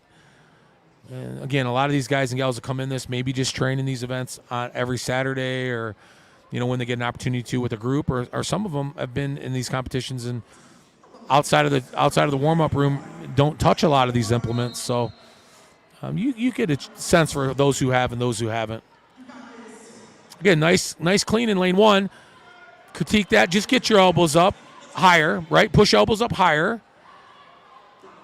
That'll help with everything because it's going to help center that log.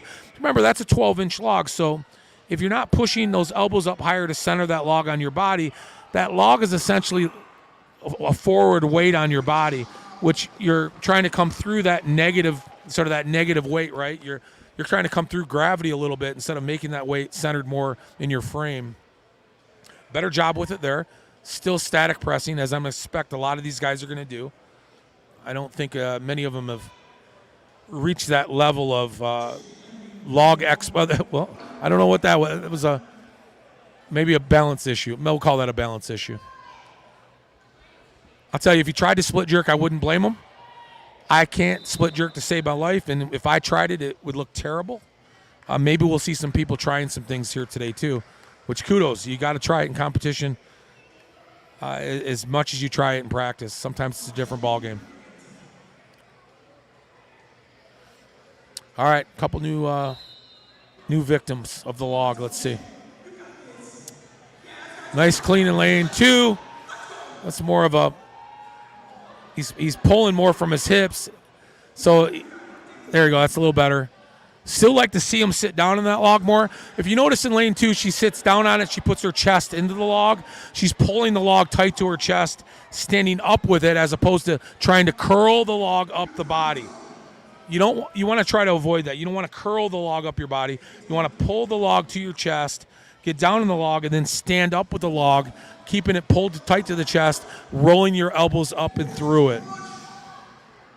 That's a way to clean that log without exerting a lot of energy, where you're saving the energy for the press.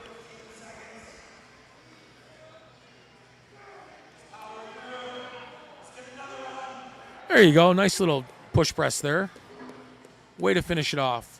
Always like to get that last rep. This event may move a little bit slower than most.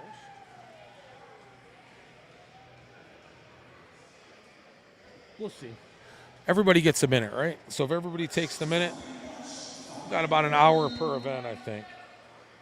Let's see, I'm all tangled up my cord.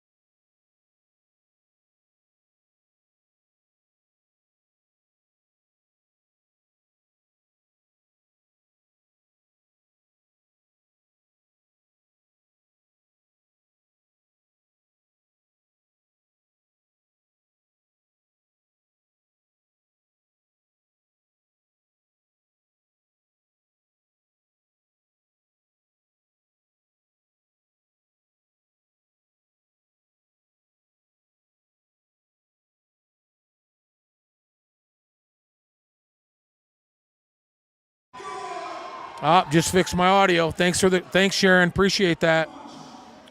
I don't know how long I was out there. Maybe I was out when my son bumped some stuff. I guess I can just repeat everything I said about everybody else. You guys will think I said it for the first time now.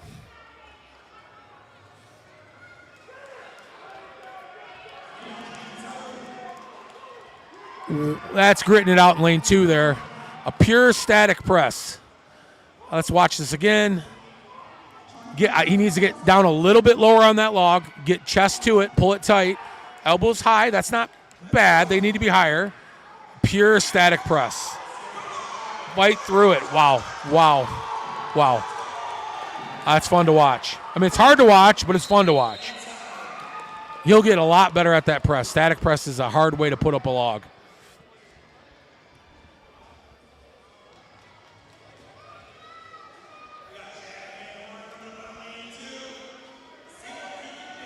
All right, lane 2. We still got looks like 150 pounds on that. We still got 175 on lane 1.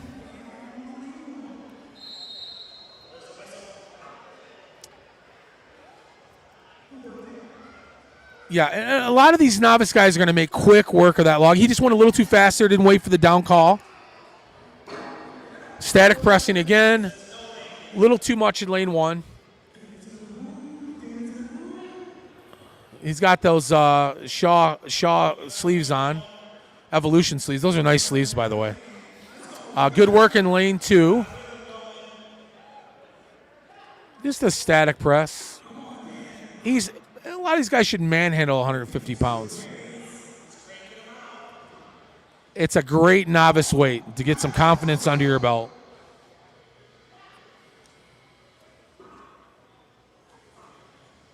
And what I would be doing if I was a novice guy right now with the weight I knew I can control that well, I'd really be focusing on all my cues in my form, every bit of it. I may even practice a little bit of a push press, maybe a little split jerk, just because I know I can, right? The weight isn't going to dominate me. Everybody hear me all right out there? I don't know. How long was my audio out for? That concerns me. Sorry about that, guys.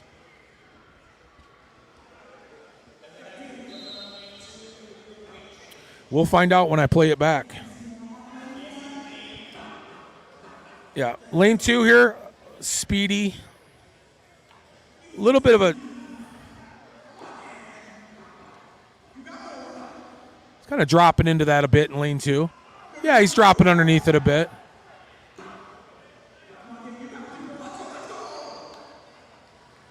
It's interesting because he's letting his knees go out to the side. A lot of people will do that. It's kind of a form of a split jerk without the split, right? Somebody knows the name for that. It's like a side jerk or a side step, but he's not really stepping. He's almost bowing with his knees to get underneath of it. There's nothing wrong with that. What he's essentially doing is he's dropping beneath the weight as he's pushing it up, so he's essentially pressing a shorter distance, and he's getting his strength through the log quicker. And he's catching it at the top as opposed to trying to push it through the bottom.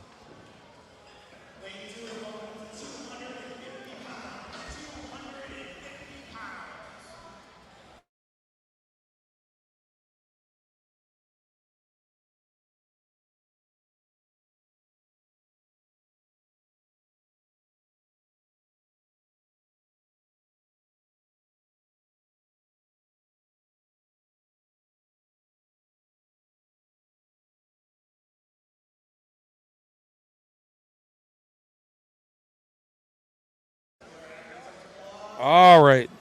My son is learning how to maneuver around me at a strongman event. That was, yeah, anyhow.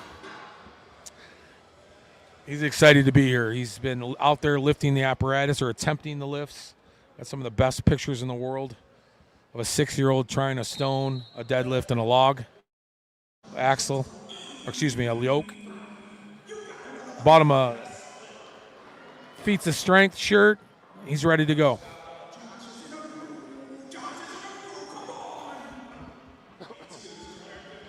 Lane 1, easy. Lane split jerk, love it. Lane 2, you're always stronger wearing a kilt.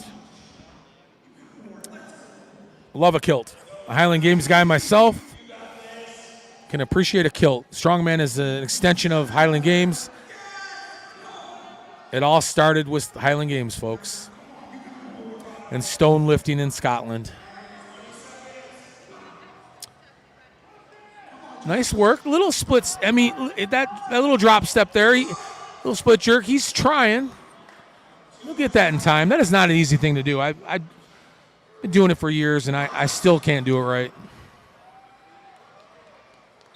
Nice work in lane 2. You look the part. Grip shirt and kilt. Elbow sleeves and work boots. Man, I can't think of a better way to look at a strongman show.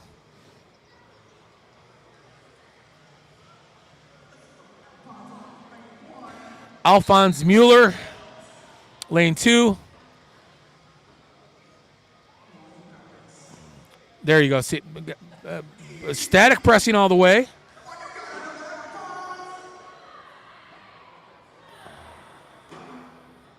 Keeping low, elbows out, down on the log, chest to the log. His clean is great. It's just those old knees nowadays can't do a split jerk like they used to. So no doubt we're limited by our experience sometimes. Nice clean, nice clean. Picture perfect. Maybe a little lower with the chest, but we won't beat him up too bad. He's a master. He earns points back with the headband. So lane 1, elbows, he was buried in that to even start. I mean, I didn't have to tell you guys that. Elbows way too low. You can't press a log from your waist. Alphonse, nice work. Listen, this guy is at every strongman competition he can go to. He's at every Highland Games competition. He's got it in his blood. He used to play pro football in Germany. Alphonse, I'm not sure your exact age, but I'm going to put you at 47. Oh, boy. I might get in trouble for that. Might be the gray. Yeah, so he's no spring chicken, let's just say that. And he's still competing at a high level here in strongman, and I love it. Scotty Lee, my new favorite master out there.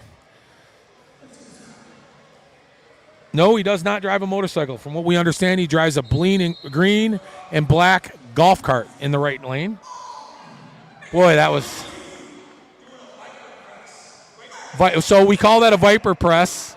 That's straight up and straight down. That's not, the log does not stop. It rolls right up your chest and goes right down. He's showing off right now, which I love. Why not? Very few guys can Viper press. Certainly 5 or 6 reps. I think everybody might be good for 1. Scotty's got 7 at 175. Yeah, super impressive. Wow. And he's a tall guy. I told you tall guys don't like the press. He might be proving me wrong. Wow. Is that 10 Viper presses? 11?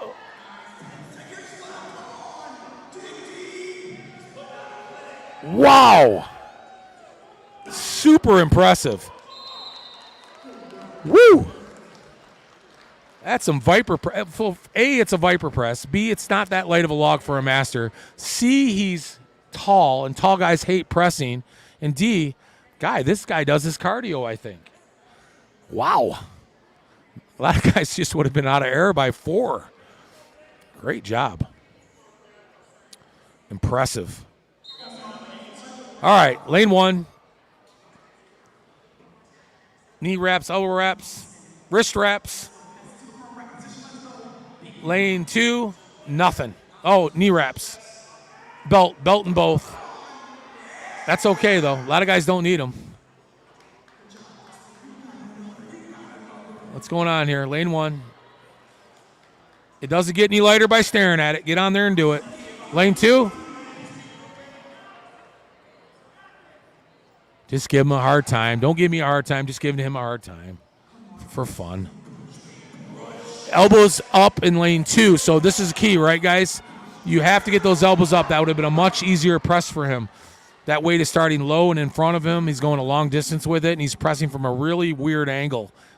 Just kind of do that at home, right? Put your elbows in front of you and try to press something up like that. It's almost like an Arnold press. You guys know what that is? From, I guess, Arnold press from the Encyclopedia of Bodybuilding, or maybe Pumping Iron. But great bodybuilding move. Probably not so much good for strongman. All right, where are we at? 2.5 events through. Super heavyweights are coming up. I see Erdman's there. It's a new look for him. He used to be more shoddy looking than that. It's a manicured beard, nice polished bald head.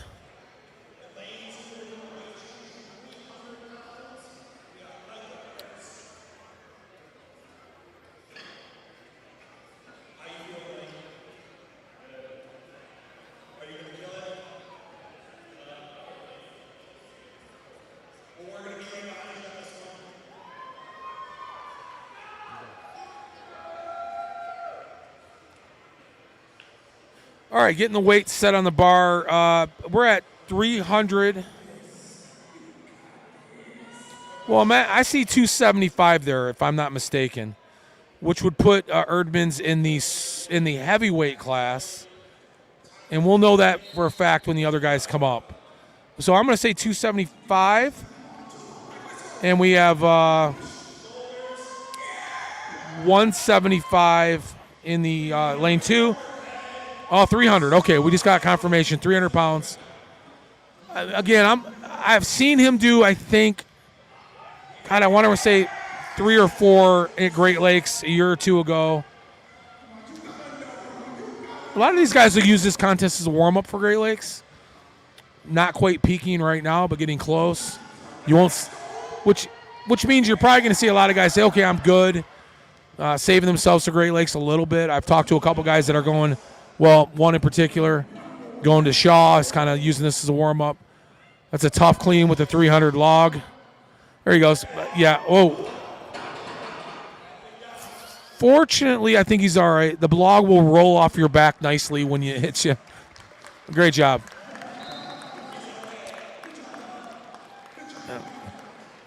Every strongman worth their salt has been in that compromising position once or twice. He knew exactly what to do. Jump forward. Don't chase the log backwards. I know he does a lot of cardio, talking about Scotty Lee. There's no doubt about that. He's 10 reps, Viper pressing. These guys have been throwing up after 5, all of them. All right. Little fashion statement here. Green sleeve, red sleeve. Like it? Elbows up, elbows up. All you coaches out there are saying the same thing. I know you are. Elbows up. Elbows up. That'll help with that heavy weight. It really will. It buries you guys.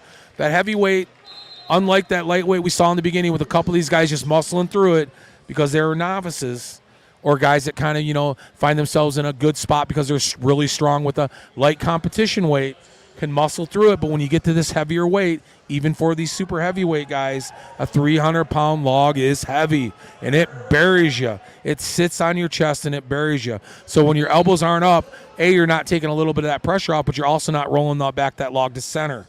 And your press is going to be a lot harder coming out of the hole. Elbows up. They're down here too. And you see that log rolls forward. So he's rolling that as a perfect example, guys. Replay that, right? He goes down in his dip. The log rolls forward. He tries to balance it, and he can't press it. So if that log was rolled back with elbows higher, when he goes into his dip for that push press, the log is staying stationary on his body, and he's pushing up through it. If the elbows are down, the log rolls forward when you come down. You're fighting that log to stay centered to get it back up. Make any sense? I don't know. 175 for Masters. It was 175.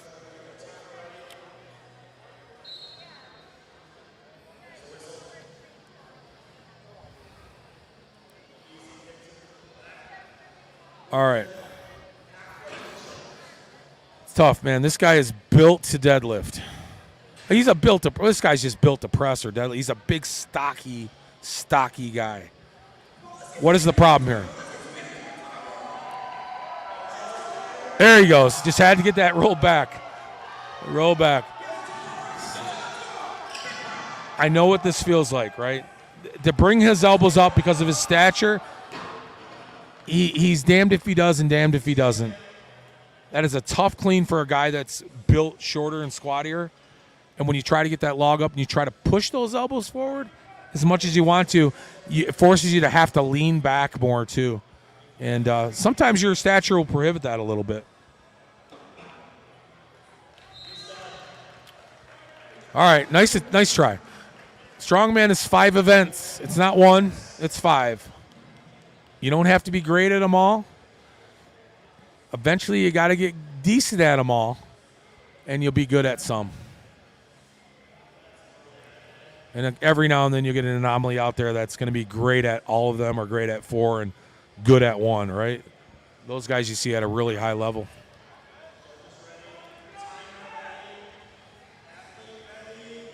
All right, Ben, let's see what you got. Well, we know he's a stone loader. Is he a presser? 300-pound presser? There you go. There you go. Did they give him that rep? Did he get his feet right? That'd be my only question. So when you come through, your head's got to come through, log locked out, head through. Feet have to be on the same line, right? You can't have 1 foot forward, 1 foot back. They got to be on the same line. They'll give you a little bit of leeway on that, like, you know, toe to inside a foot or something like that.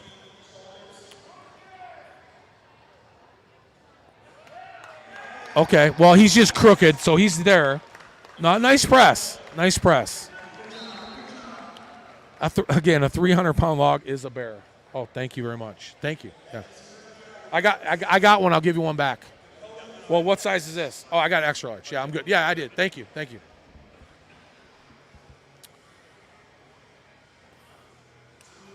Making sure I got my competition T-shirt. The artwork on Jeremy's shirts is the bomb. And I tell you, all you promoters out there, get your artwork right. Shit, you can get AI now, and they'll do it for you, for God's sake. Some of you guys suck at it. Jeez, oh, Pete. He's got some cool artwork, though.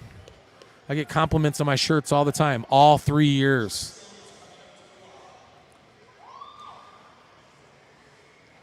No, I was at Battle of Valhalla last year. This year, maybe, well, he does a couple different promotions. Feats of Strength. This is 3rd year for Feats of Strength, but Jeremy does 2 shows a year. But I've been to 3 out of 4. Okay, nice clean. Really quick on that clean. I like it. Whoa! Static press, man. Own a 300-pound log. Look good. Let's see how quick he cleans this. Yeah, nice. Yep, wow. Quick call. They gave him a quick call on that one. I don't know. We'll take 2. Hey, it's not the athlete's fault. We can't blame the athlete. He pressed it. Got a quick call on it. 3 reps will win it. Or to this point, it'll be the highest. Oh, not going to get it. That's all right. That's a lot of work, guys. 300-pound log. Nice job. I thought 3 would be probably a winner on this one. Did I say that, guys? Maybe 5, but 3 anyhow. All right. Here we go. Joe McFadden is up. Heading to the Shaw Classic for the Amateur Open Division.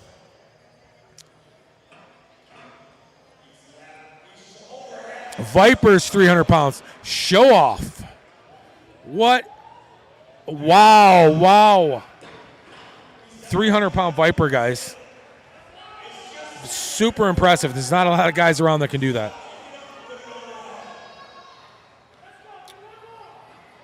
One to win it. With those shoulders, for sure. Stop, Joe. You won. 3 reps does it. Great job. Nice job. Way to redeem yourself, Joe, from a really bad frame carry, which he admits. Great job. All right, guys. Going to the next event. Looks like it's going to be the loading medley, which is going to be sandbags over bar. I think there's going to be 4 of them. We'll get you that information there. Just beyond the stones there. You can kind of see them. We'll get the camera adjusted a little bit. Yeah, well, a little bit. It's going to be a tough angle with the stones there, but I think you guys will see the bags go over the bar. That's the most important thing. So, okay, we'll get back to you guys in just a minute.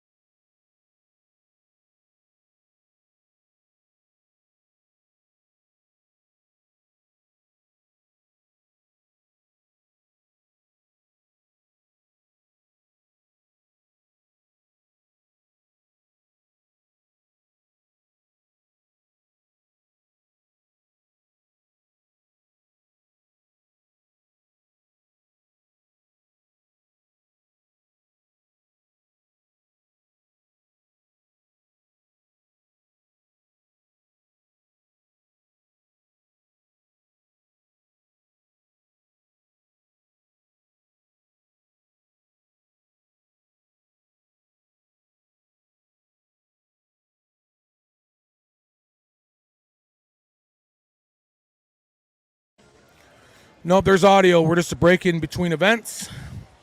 This one's getting ready to start here in just a few minutes. And I'll be right back with you.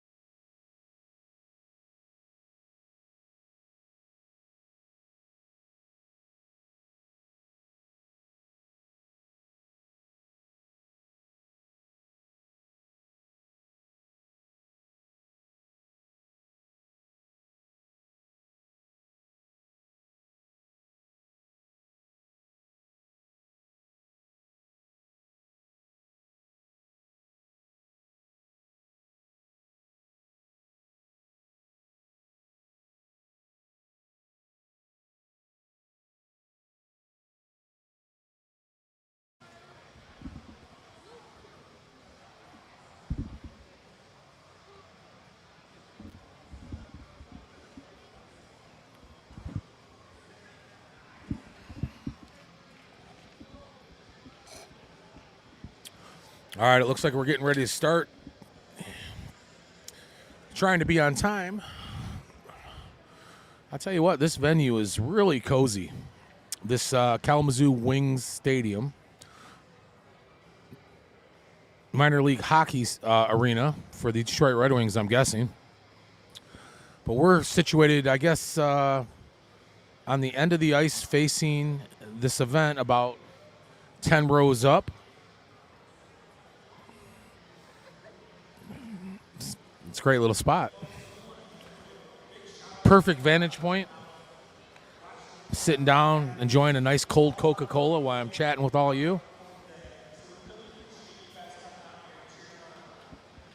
I brought my my girlfriend with me to fetch me my food and drink. You're a fine woman.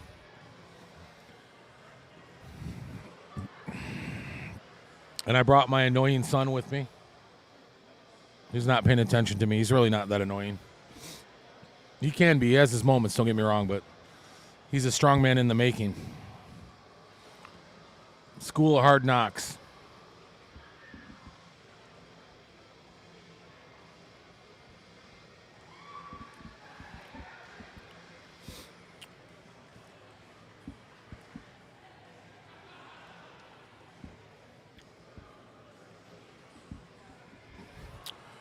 So pretty self-explanatory in this event. Each athlete's going to maybe just 2 bags. Maybe it's a quick medley. Maybe it's a 1-2 thing. Let's find out, right? Let's learn about this together. I see 4 bags, but, of course, it's going to be spread out over the course of 7 or 8 different weight classes. If it's 2 bags, listen, we're going to fly through this event pretty quick, I'd imagine.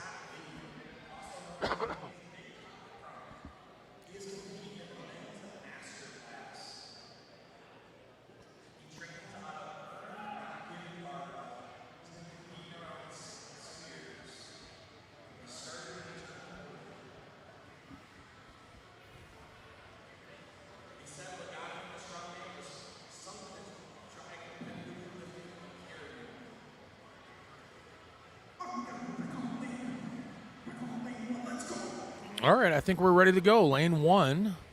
All right, let's see what's going to happen together, everybody. I think 2 bags.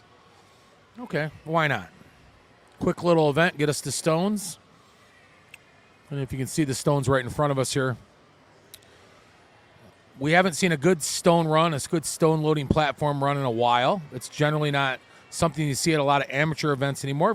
Logistically tough, but leave it up to Jeremy to do it because he can get it done. He's got a great facility with raw strength over there in I guess it's the Portage, Kalamazoo area that we're in now.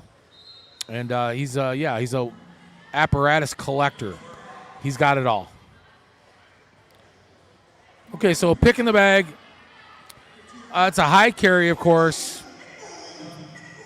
And over the bar. That's a 200-pound sandbag in the left lane. A sandbag pick can be tough. I see. Okay. 2 over. Oh, and then you got to pick again. And then load them back across the line. Yeah, this is going to be difficult. A lot to talk about here. First off, let's talk about how long this event's going to be. It's going to be long, guys. Sit back and relax. The show was moving very fast for a minute. It's going to slow down now. We will get all of a minute per event, per athlete here, which they're going to need every bit of that. They're going to have to pick these bags essentially 4 times. Not that the load was hard enough or the bag over bar was hard enough. They have to actually pick both bags up again and move them across the finish line. Oh, and the judges record split times, which means first bag over the bar time, second bag over the bar time, third bag over the line time, fourth bag over the line time. There's a lot of moving parts to this event.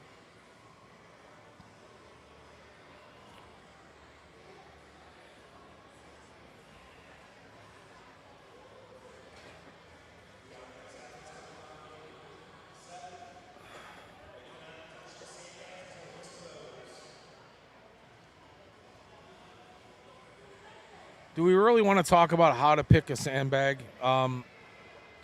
It's not easy. I like the technique of putting the bag down to the side. So lane number 1, right? Radzutsky got the right idea. Yeah. Right? We're not doing a bag to shoulder necessarily, so we don't have to load an upright bag. You can load a down bag, so push the bag over, pick it. By nature of the bag being elongated across your body, allows you to move quicker with the bag. And you can also then extend it over the bar a bit easier like you would a stone, with your arms essentially around the bag to the side. So, okay, we don't need to talk about picking a sandbag. It's not that interesting. That's tough. You don't want to pick the bag and put it on your quad. He was just a judge. Okay, my bad. You need those legs for running. We want to make sure that bag is high.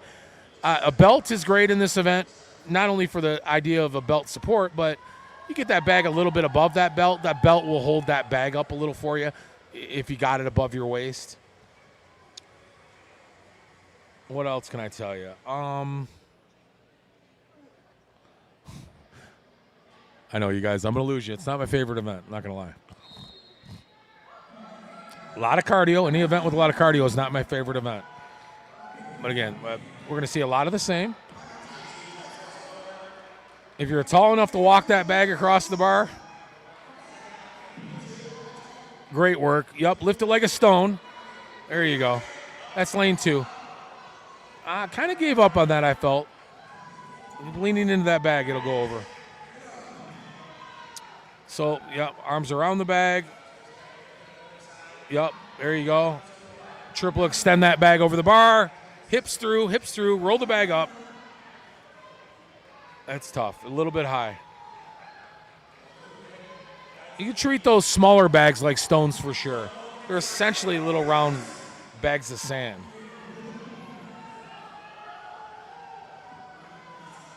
And a lot of these athletes, like in lane 1, to no fault of his own, well, maybe, right? You get gassed in this event pretty quick.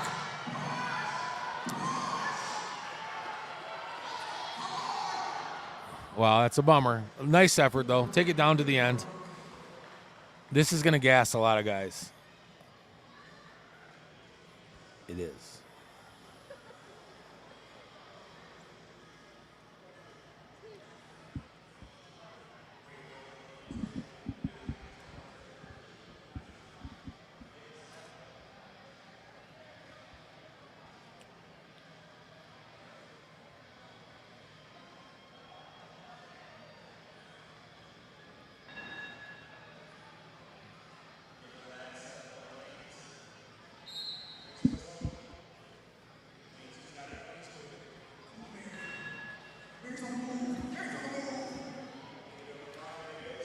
Okay, we're moving back the other way, too. That's good. I didn't even notice that. Sorry, guys. That's Hamilton, lane 1.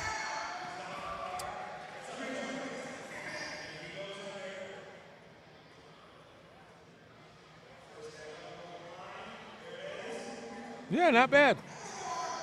Not bad. I like what I'm seeing. You know what? Let me take that back. There should be no guy that runs out of gas on this event. You're essentially moving 2 bags 50 feet. And you're putting them over a crossbar that,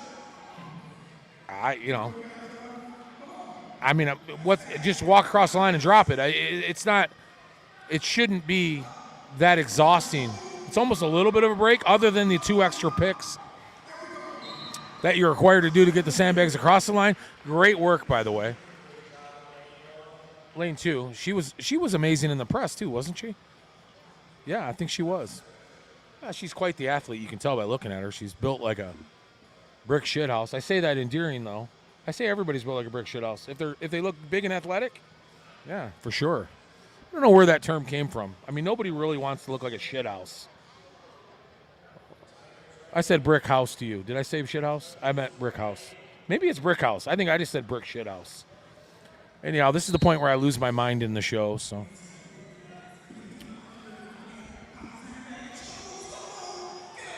There you go. Oh, little pop. Little late on the pop there. There she goes. Nice and high. Oh, push through it. See, that's the point where you really have to just push through it with your chest. The bag is there. Just push through it. Okay, try it again.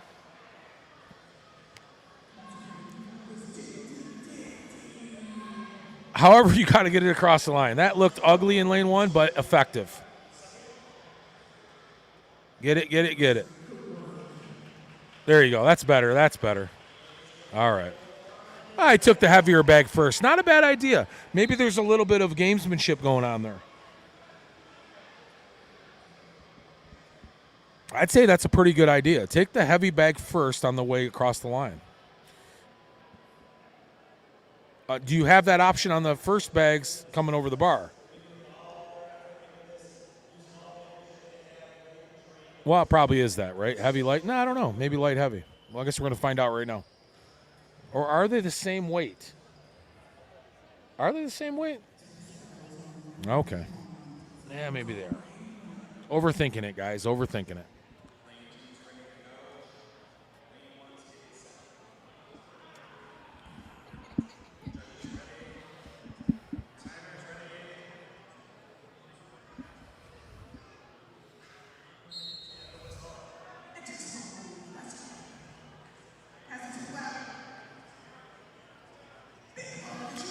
So she's got that extended, ready to go over the bar. I love it in lane 2, right?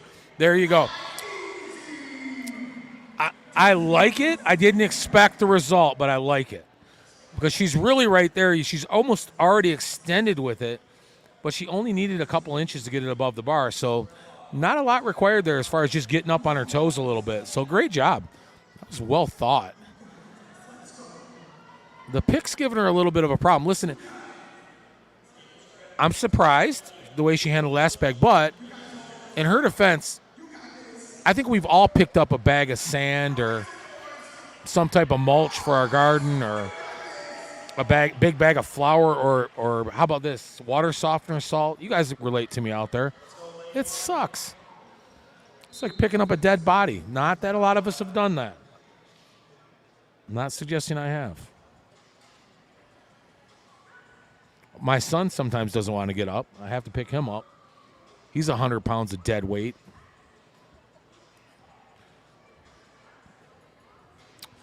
Not an easy thing to do.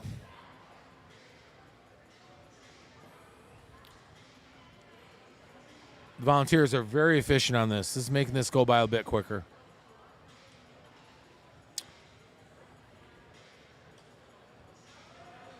I wish you guys can all see Alphonse Mueller over here. To the right, doing a little dance. Priceless.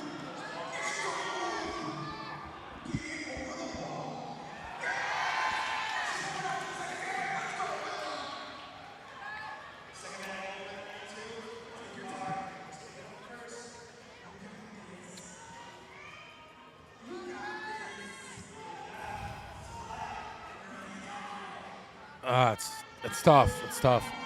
I don't know. That bag seems a little bigger than me. Let's see how he picks this one here. Everybody's having a tough go at that first bag. Yeah, it's got to be a little heavier for sure. Yeah, they're having a tougher time picking that first bag.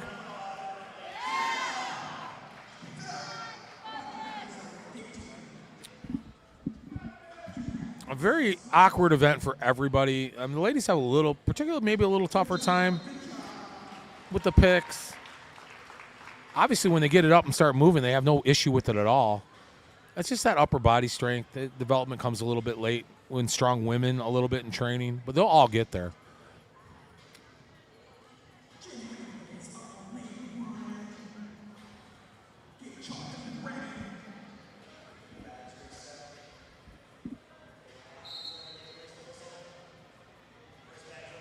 Nice, easy pick. Yeah.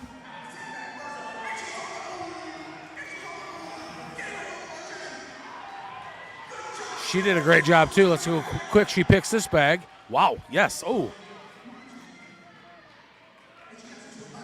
Nice work. Very impressive, very impressive. Perfectly set up for her, kind of teed up on the other bag. Some things just work out.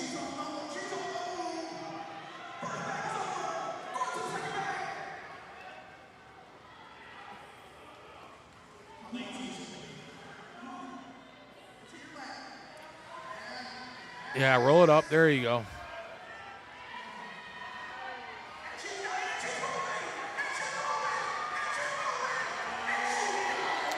No easy task. That's a 150-pound sandbag there.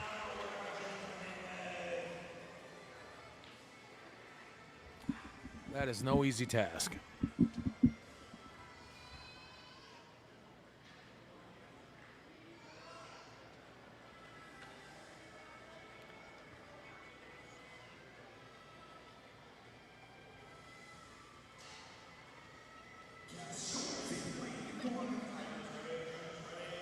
All right, here we go. Lane 1 and lane 2.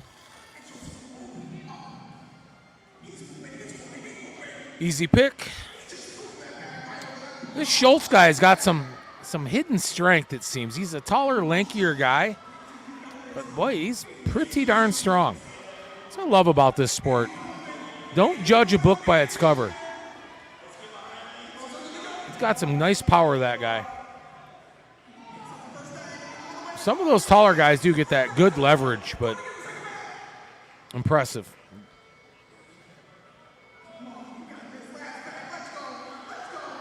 A little more difficult of a time in lane 1. Just gassed. Sandbags are tough to work with. I personally hate sandbags. Almost blew out a bicep on a sandbag once. Ever since then, I just choose not to go out with them.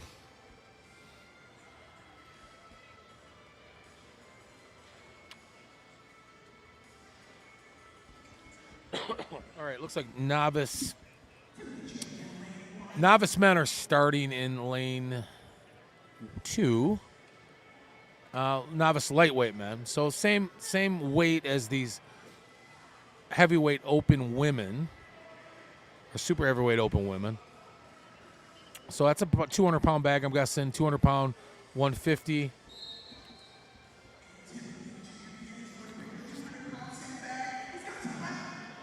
Yeah.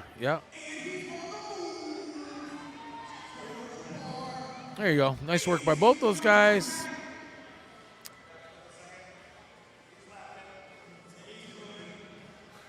Yeah, you get your arms around the bag, cross those fingers like that. Boy, it makes it easier.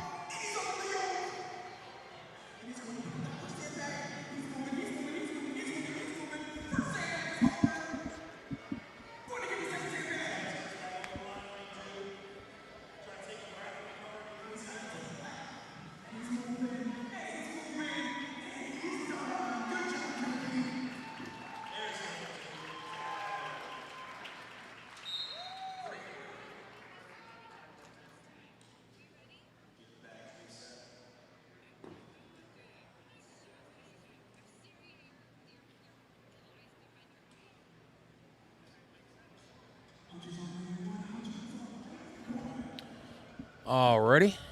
Got a couple moving in the same direction. Over in a different direction. Oh, that's bad timing there. Just slammed it into the bar. No harm, no foul.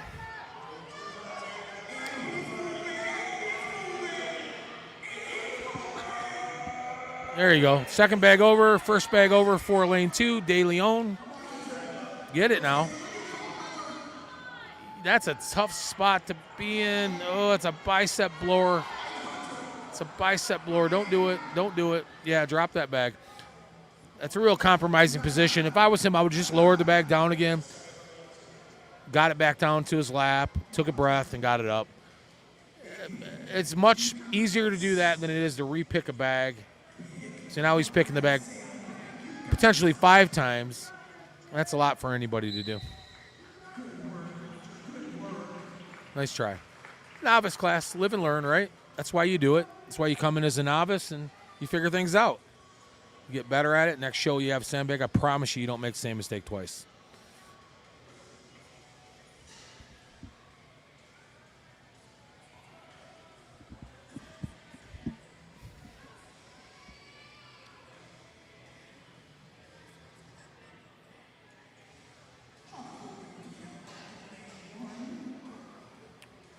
Another one of those hybrid guys in lane 2 as a, I'm assuming novice, or I'm sure he's still novice class running over there. They're just built different, right? More athletic. I see a lot of these guys come in almost looking like CrossFitters, but a lot of hidden strength too. Not that CrossFit's not strong. A lot of athletes in CrossFit are very strong, but I love seeing that evolution for a lot of these. There you go. Drop down, repick, triple extend. There you go. That's exactly what you want to see in lane 2. Don't fight that bag. It's easier to drop down a little bit. Get your arms around it. Take a deep breath and get it up. See the timing of this bag, or get in front of it, drop down. There you go. Up. There you go. Easy work in lane 1. A taller guy, I would expect that, right? Easy over the bar. The bar height has not been adjusted. Boy, it just looks taller, right? In lane 1. Good work in lane 2. Guys grinding it out. Slow and methodical, right? Get the job done. See a lot of guys rush through something like that, and they try to fight through their mistakes, and in all honesty, he did it the right way. Slow, methodical, thought it out, got the job done.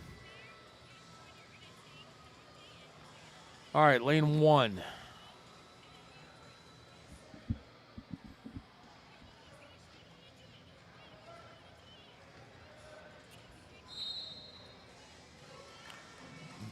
Nice.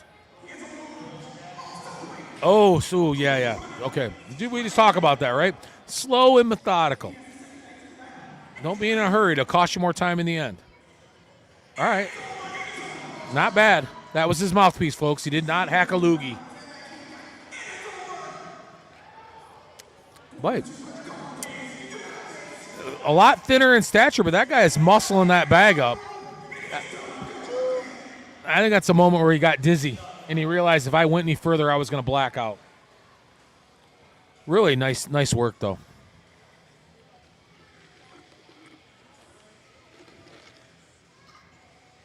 He's holding his shoulder as I'm watching him off to my left. I'm assuming maybe the way he got that bag over, a little bit awkward for him to do that. Might have popped his shoulder a little bit. We'll have to watch him on stones. That might cause him some issues on the stones. All right, 2 more to go.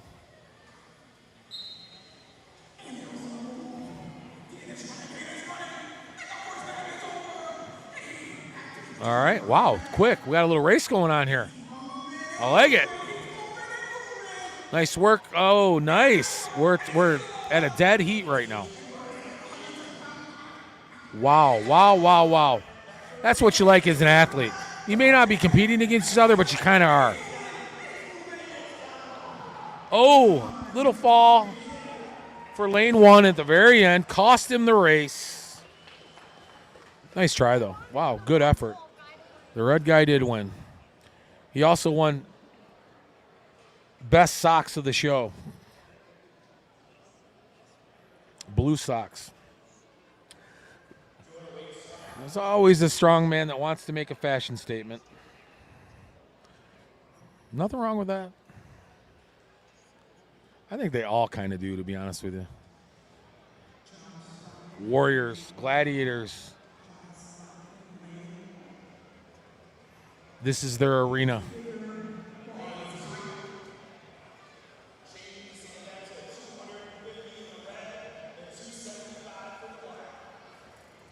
Okay, so we got 250 for the red, 275 for the black. I guess they're the same in both lanes, so 250 and 275. That is a great load for a 275 bag. No problem for Josh Swisher either. He's been at this long enough. Nice work there, lane 2. Josh could do this in his sleep. Oh, he's going to shoulder load that big boy. Shoulder load it. Wow, that's a great shoulder right there.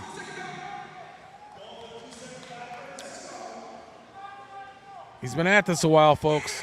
Great at lane 2. Great job, Josh. Not done yet. You will not see this guy quit. He finishes every event. I say that, and he's got 10 seconds to go. He's got it. He's got it. Give him a countdown. Give him a countdown. He got it. There you go. Woo. I was betting on him.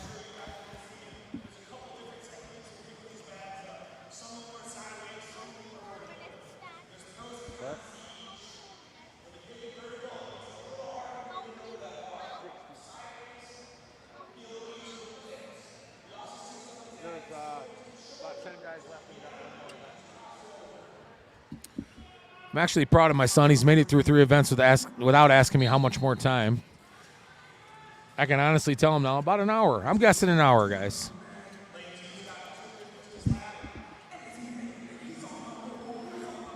Alphonse in the right lane. Masters class. Big, strong guy. Can't say enough about him. True gentleman in the sport. Had a pleasure competing with him last weekend, a couple weekends ago at the Shepherd Highland Games. which he kicked my ass. Great thrower. Great thrower. Highland Games is a different animal. Struggling in lane 1. That is curling the bag over the bar. Not only would that cause a bad injury, but more than likely you're not going to win that battle. Not with the bag.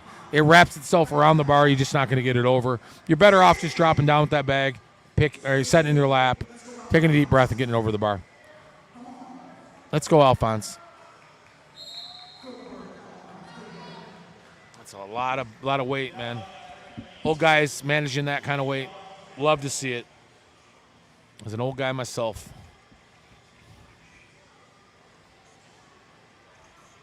Just trying to relate. Everybody knows I may look 35. I'm just saying.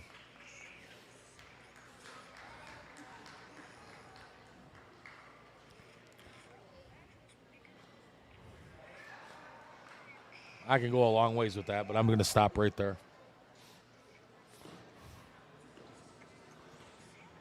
As my young, hot girlfriend sits to my left, blushing, even though none of you can see her.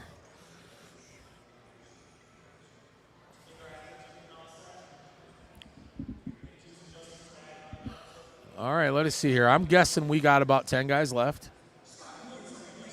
Once again, surprisingly moving fast. You guys know I just hated on this event when it first started, but boy, it went by quick.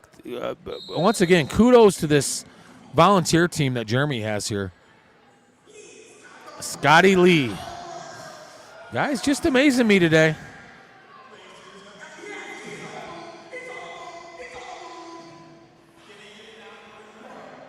You got to go through it. There he goes. There he goes.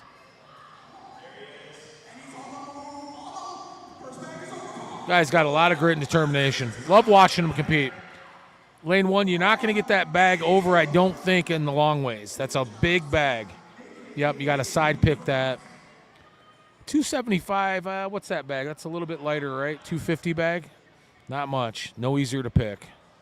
You got to lap it first, treat it like a stone, get over the bar, and the hard part, it really is lapping a bag. It just folds on you in every direction. Nice work. Yeah. That's a tough one. That's a tough one.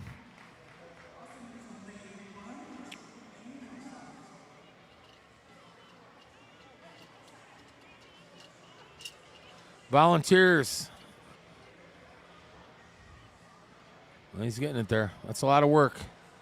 These volunteers have to reload every bag, reset it, reposition it. It's a workout. And they get paid a T-shirt. That's right. It's a thankless job being a volunteer in this sport.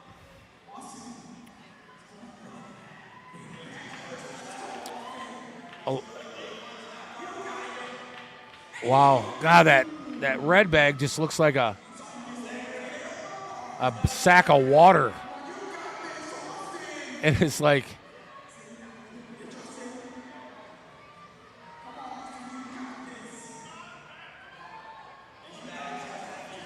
looks like a saggy ball sack. I don't know how to describe it other than that, because that's how ridiculous I am, but God, it doesn't look easy to pick up.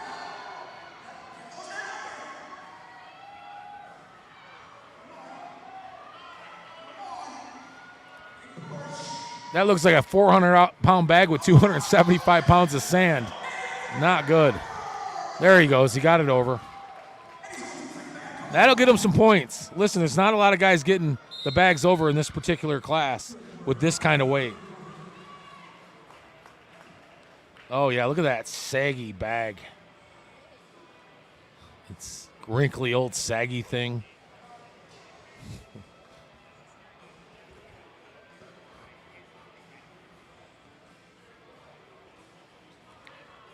The other bags are firm and tight.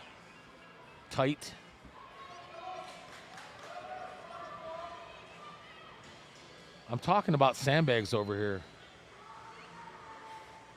Here goes Nicole blushing again.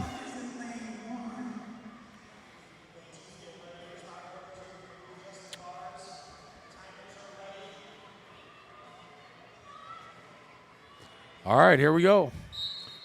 Tale of two body types. Who's going to get it done? Lean and athletic, thick and powerful. Ish. Oh, get it. Ah, that's no easy feat. The red bag has proven to be a certain level of difficulty a lot of guys can't overcome.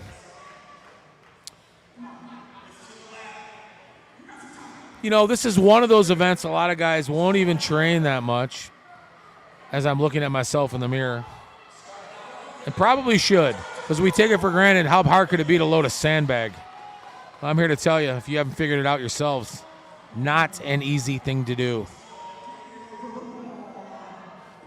He's a bit short for that bar height. Nice try, though. He didn't give up. He got the bag down there. We don't call that zeroing if you actually move the weight. He did not zero. He got some points for that. Got some points.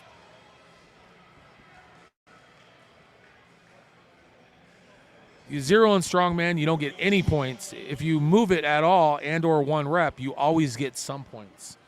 So a lot of strongmen out there and women, first rule is don't zero, or at least try to avoid it at all cost. There are going to be moments you get to a competition, you're going to zero something, trust me. It's not a good feeling.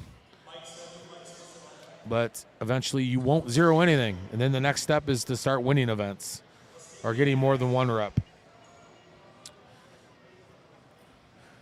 All right, where are we at? Okay, we got the super heavyweight guys coming up in both lanes, right? So it looks like we're moving quick on this. I can see that down there. Okay.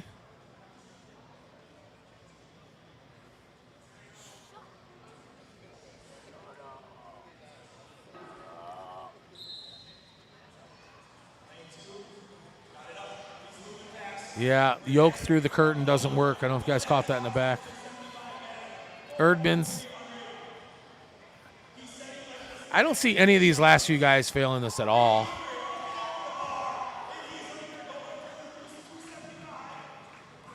He's a beast. He's a beast. Get it.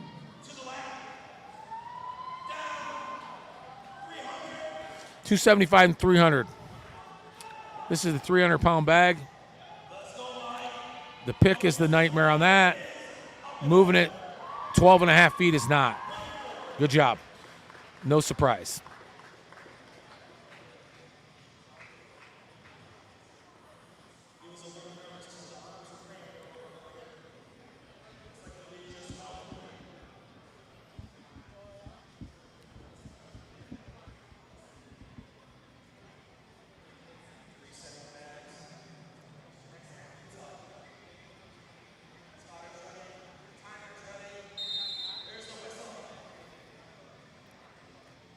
All right, nice work. Real easy pick.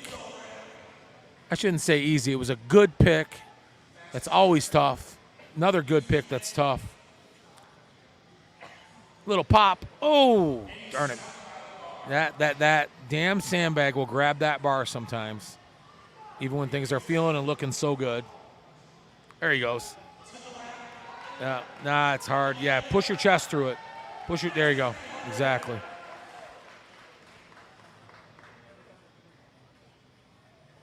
Yep, good pick. Guy can pick a sandbag. No doubt about that.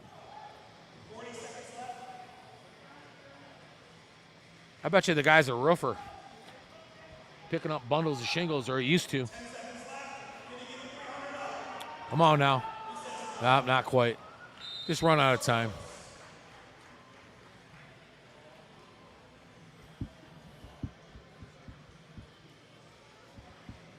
Just ran out of time.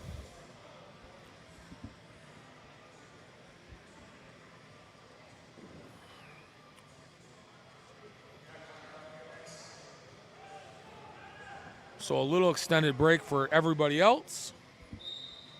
Of course, we'll probably get right to stones. We'll take a quick break after this. Come back and finish the show out.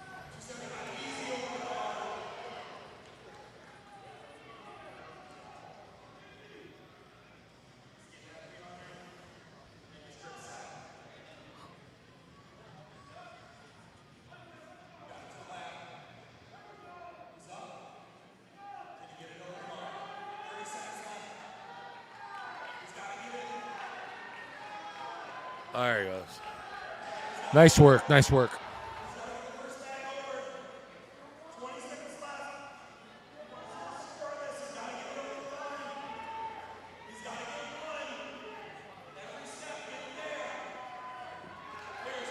I believe we're going to call it right there. Yeah, nice work, though. Nice work, though. I think that's our, well, let's see, Erdman's bulk bags, second place right now for Howard.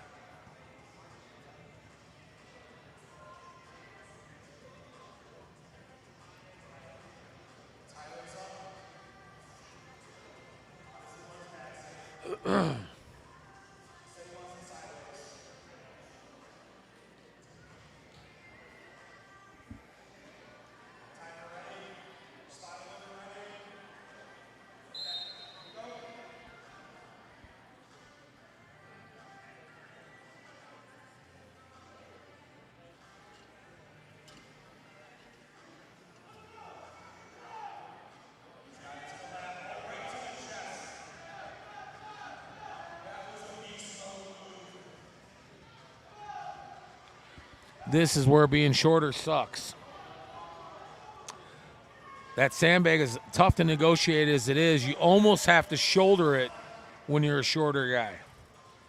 And shouldering a sandbag, that's a whole different level of difficulty. He did a great job lapping that first bag, though.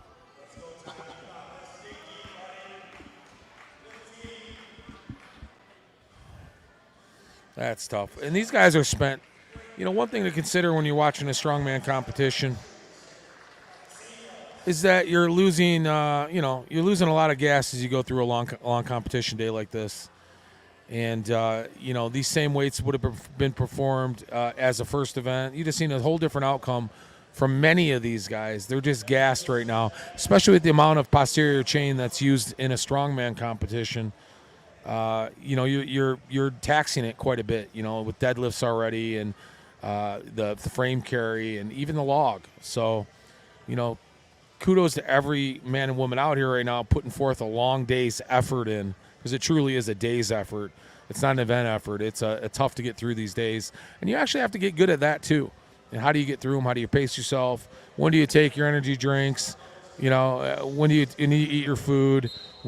How do you learn to slow down your heart rate between events? Believe it or not, there's a lot that goes into this besides brute strength and some technique. Nice shoulder technique. He's a shorter guy, but Ben, to no surprise, here's our stone load world record attempter, shouldering bags. Maybe he thinks, well, maybe I don't have to do that, right? He's a taller guy too. Makes sense.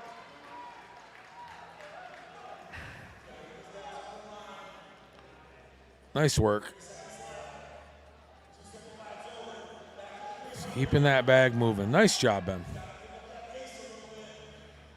You need to finish this event. Let's go. Give him a 10-second. Give him a 10-second.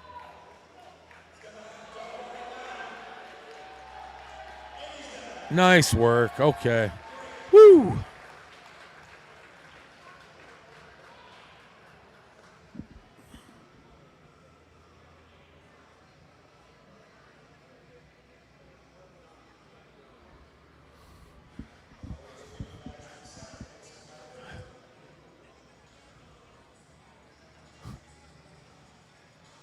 Cody, I read that comment first without reading the name. I about got pissed. I'm kidding. My co-commentator, Kobe. I'm going to start calling you Kobe. Cody. See, it's the end of the fourth event. You know all about that, Cody. You start losing your mind. You forget how to talk. My co-commentator, Cody Riparg. I can't even say your last name. Rebarger. Anyhow, it's spelled wrong to begin with. He's not here today. Apparently, he's at work watching the live stream, which tells me he's not really working now, is he? I get it. Missing a good time, though. Wish you were here. This is a great little venue. Really well and organized strongman event. It looks like we're finishing it in record time. It's only, 1:30? So it's a good possibility we're going to finish the event in about 4.5 hours. which if any of us have ever been to a strongman show, all know that is an extremely well-run show at 4 to 4.5 hours with 60-plus competitors. So we're on pace for that.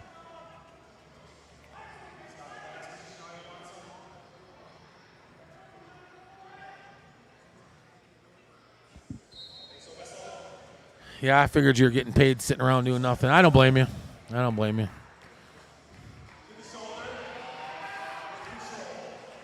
Nice. Shouldering a 275 bag.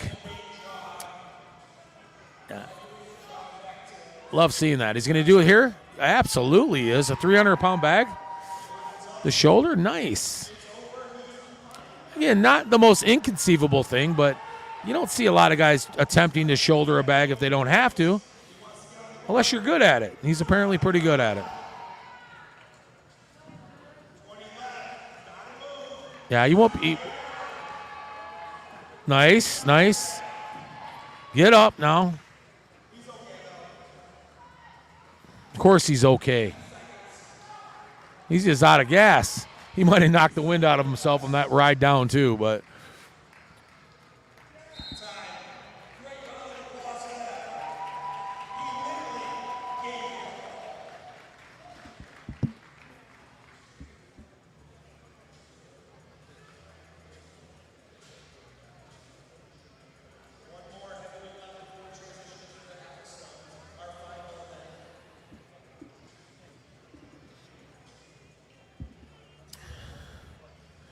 All right, wow, we're done with that. We're done. Darn it, I wanted to see more Sandbag. Anyhow, an event you have to have. You have to test the salt of every good strongman or strong woman with a good loading medley. If you got any gas, we're going to find out real quick. Next event up is the infamous stone load, or the Atlas stone run.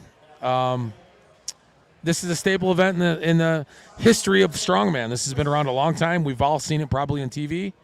Oh, wait a second. One more stone load? Okay. Oh, my bad. Trying to keep my eyes on everything. Of course, Big Joe McFadden. We didn't see Joe go yet.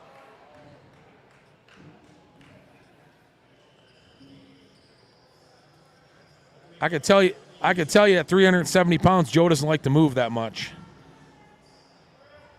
He was leaner and meaner last year. He's gassed already. Come on, Joe. He's gassed. He's getting ready for the Shaw Classic, guys.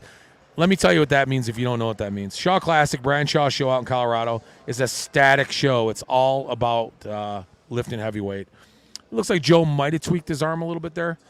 And I don't blame him. Stay away from it. Save yourself, Joe. And to be a static lifter, you're going to gain a lot of weight and you're going to lose a lot of cardio. This is the way it goes. So next event, stone loads. The stone medley, as we like to call it. Or the stone run. What is it called? A bunch of different names, I think. We'll just call it the stones. 5 stones to heighted platforms. Looks like from 48 maybe to 52, 56, 60 maybe. I don't know where that tall one's at. Ascending height, ascending weight. Or ascending height, descending weight. And it's going to be timed in a minute. This will be fun to watch. This is a classic event. One, again, you don't see by a lot of promoters out there these days, simply because a lot of them, the logistics is tough. Certain venues don't allow it. You can see the plywood and the mats down there to protect the floor from these stones as it is. And also just logistically trying to get these stones around from location to location isn't easy. So a lot of promoters will go to a single stone type event like stone over bar, or include it somewhere, maybe stone to shoulder. But in any case, we're going to be excited to see this here yet today in just a few minutes, and I will be right back with you to finish out the day with you.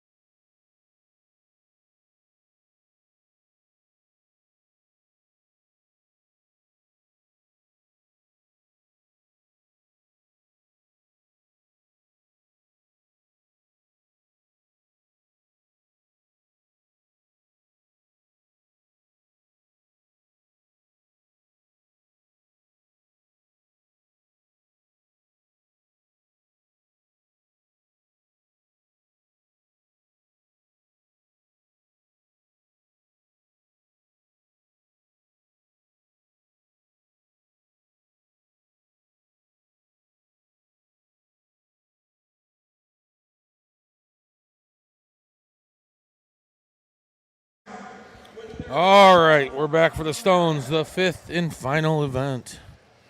Unless there's 6 events I don't know about. Maybe it's beer drinking. All right, here we go. At this point, these athletes are pretty spent. They've had a long day. Stone run is a true test of grit, determination, and brute strength.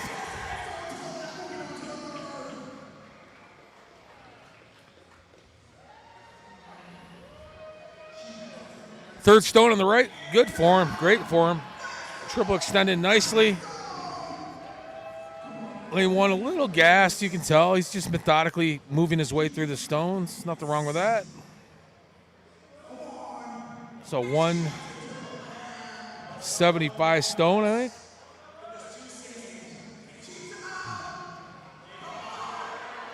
Yeah, there you go. Nice work of the hands. Okay, we got 4 stones in our stone load.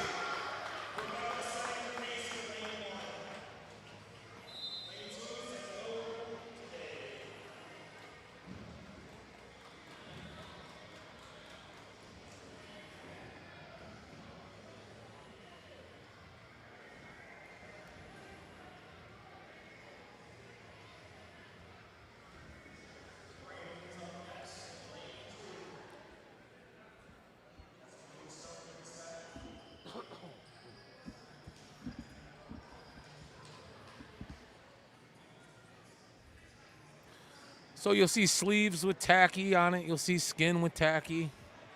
You'll see tape with tacky. You'll see just tape. You'll see just skin. You'll see leather stone sleeves.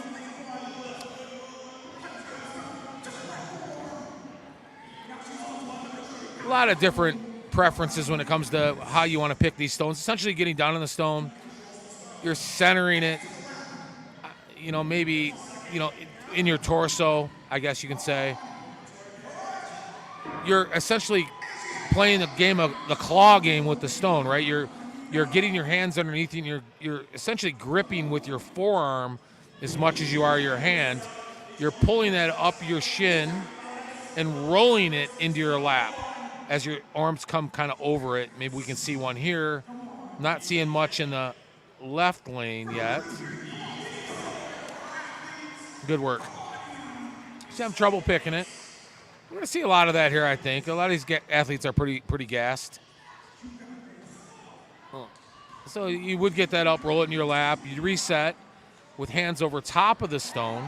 And then you essentially pull the stone up as you're standing up to extend up high part of your chest. Heels up, hips through, shoulders up or back, arms pulling back and up, triple extending, everything at once to get the maximum height to throw that stone on the platform. And essentially, if you do it correctly, the speed of that is going to pop it right off your chest and right onto the platform. We're going to see that.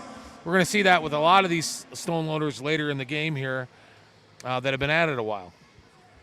They'll essentially pop with their chest. They'll triple extend, pull and pop, and they'll just let go of their hands. The stone will come flying off their chest, and it can be a beautiful thing to watch.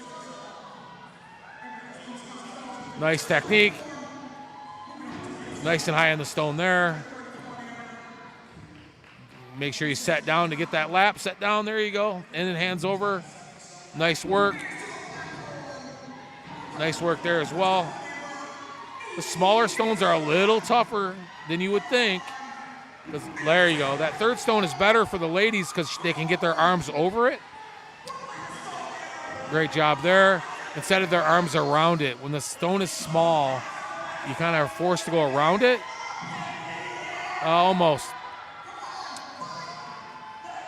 So she's got to pull that stone a little higher to allow her hips to come through the bottom of it, or the bottom of her movement, to give her that extension she's looking for right there. Not quite getting it. Got to pull that stone up, come through with the hips. It'll create more height. And she just missed out on that. Nice job.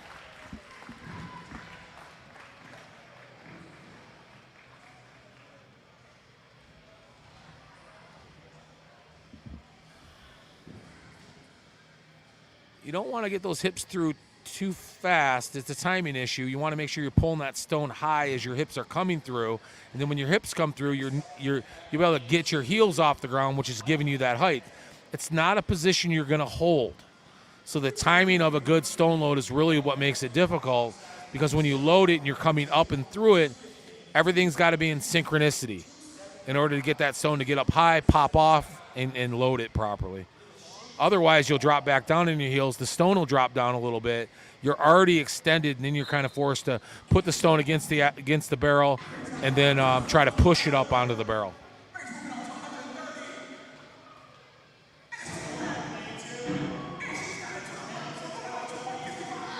And, of course, the heavier the stone, the harder it is to load it high. So more the reason to have to be able to come through, clear your hips to come through with your hips to get up on your toes to load that stone. Anyhow, I know it's a lot. It's really not.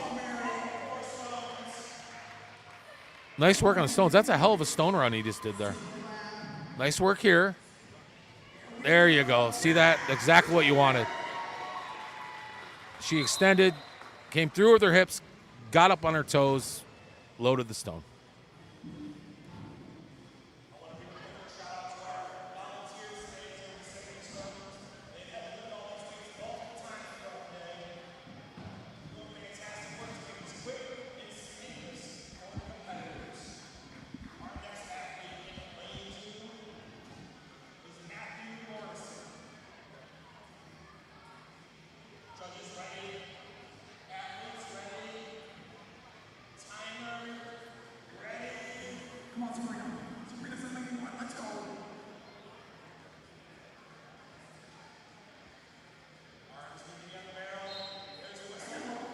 I believe he's going with no tack in the left.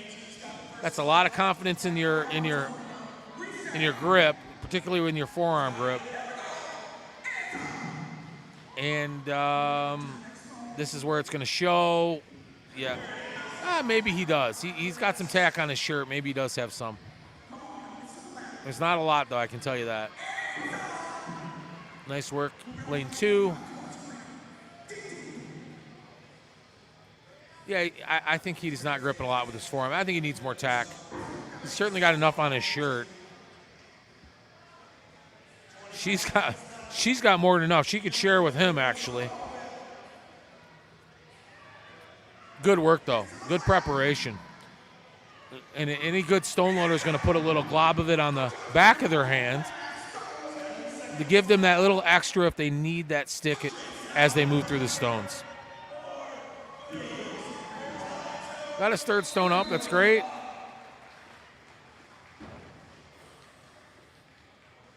Yeah, maybe he doesn't have tack on there. It's hard to say from here. He's got a couple strawberries on his arm now. Yeah, I don't want to say back in the day, but I will. Back in the day, stone sleeves were unheard of. Nobody made them. Nobody had them. We weren't even smart enough to use tape back then. We were just going skin on stone with tacky.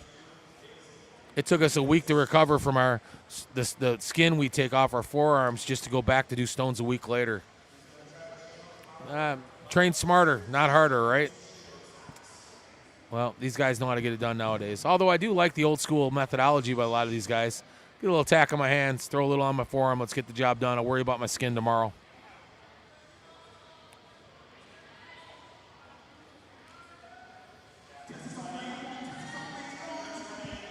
All right.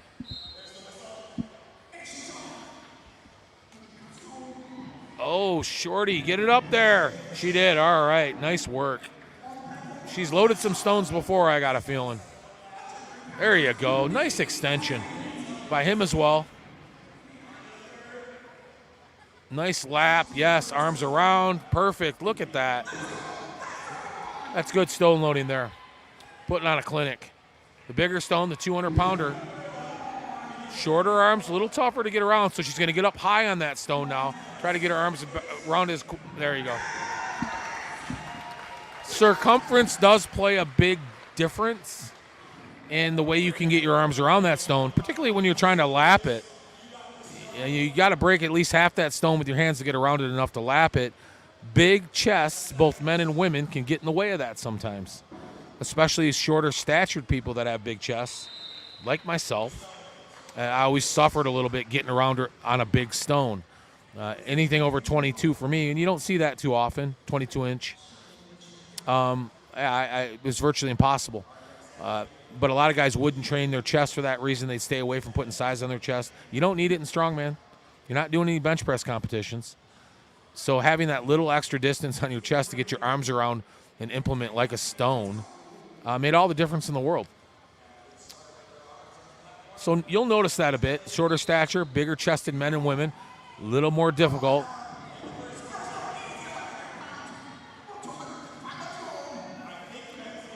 As you can imagine, not only that, hard to get the stone up high, right?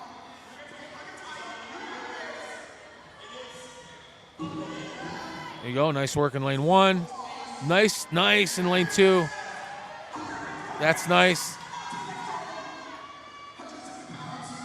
He's muscling that, kind of dropping that right arm a little bit. I like it. Whatever that reason is, he's working for him. Yeah, that 175 stone for these ladies, 150 maybe, proven to be a little bit difficult. I'll tell you right now, that is no easy task just picking that stone off the ground. The volunteers are doing a great job, by the way. As quick as they're getting these stones reset for the next competitor.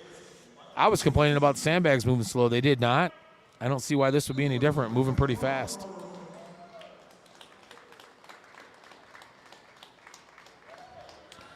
Another great show by Jeremy Mulcher. Raw Strength Gym, Kalamazoo, Portage area.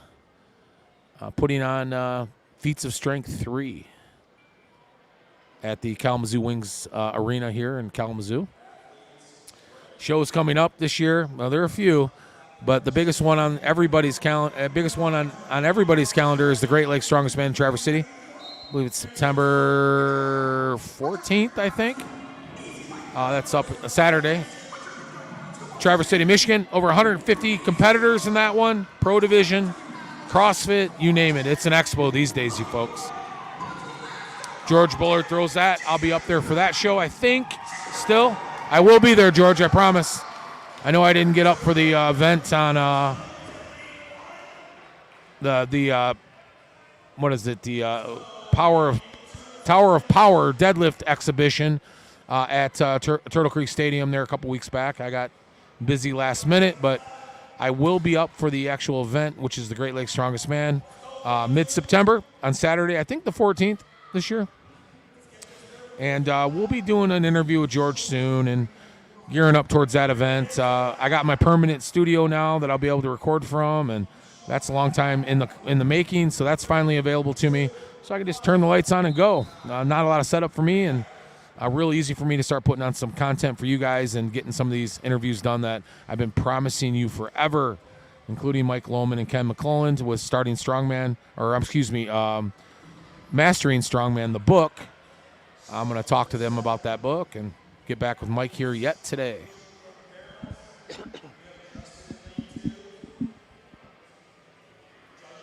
So, yeah, anybody out there that's listening, follow the Gym Life Podcast where you're watching this at. Subscribe, share.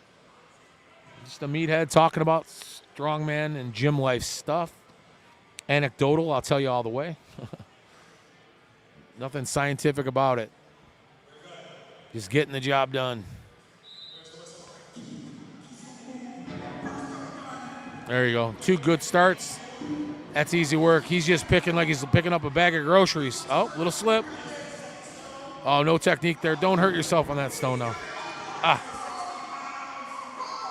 Okay, good. We got it back. Again, sometimes to a novice, those stones can seem so light that they can just throw them around like a stone out of the garden. And that may be true to some degree.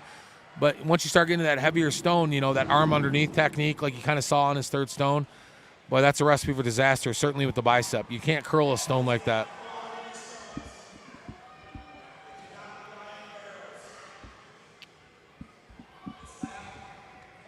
Fourth stone going up here. You guys aren't seeing it. I know it's a bad angle. You're either seeing one side really well or you're not seeing the others, or you're seeing the other or not both at all. And this is kind of where we're going to leave it, I guess. Maybe we'll see the better stone loads in lane 2, which I think we are actually.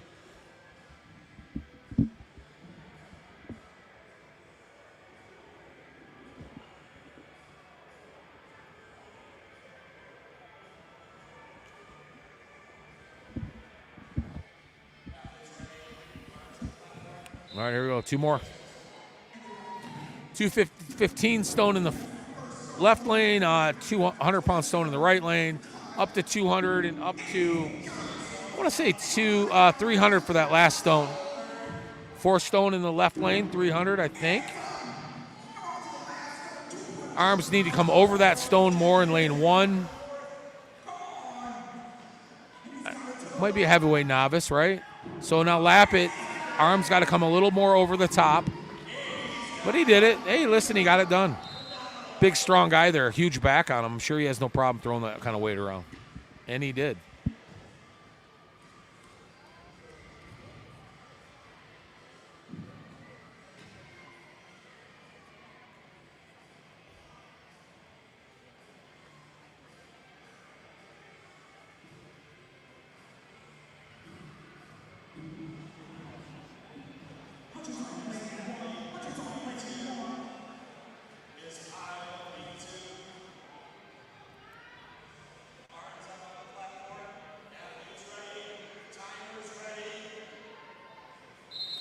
Great job again by this crew. They are efficient in getting things moving along.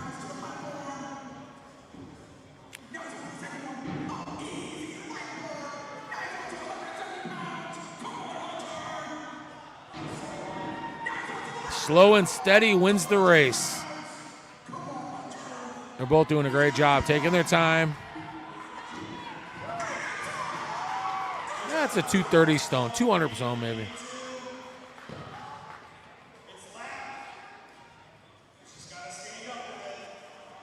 Easier said than done. 275-pound stone.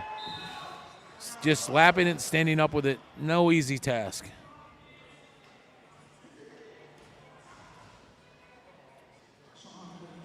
Ah, yes, in lane 2. There's always a guy that'll go bare-chested. As long as he shaved his chest, he should be in good shape. Otherwise, all that hair is coming out the hard way.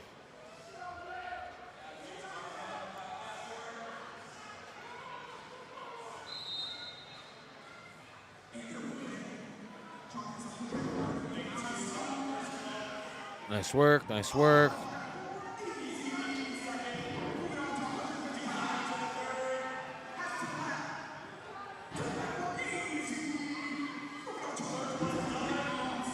Very nice.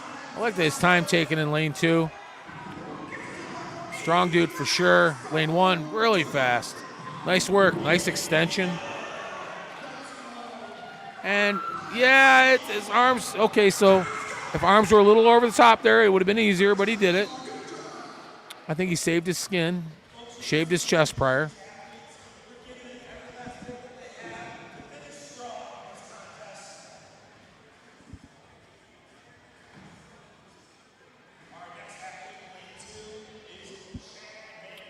We're yawning over here. It's been a long day. Exciting. Long day, but exciting. What's in store for everybody on a Saturday night out there after a strongman show, I wonder? Lots of Motrin, I assure you. Maybe a few beers for some of these hardcore guys. That was me back in the day. Self-medicate. Nowadays, I'm going to build an entertainment center. Nice work. Easy, just throwing around pebbles right there.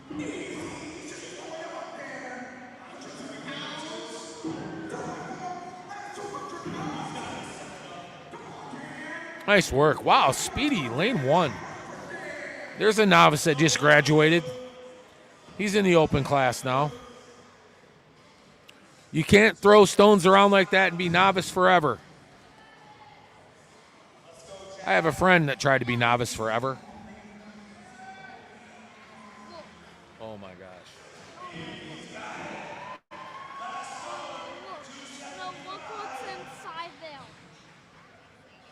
I'm watching a YouTube video with my son, sorry. Oh my gosh. We can't see the 4th stone to save our lives here. Yeah. I might have to go talk to somebody down there and have them move.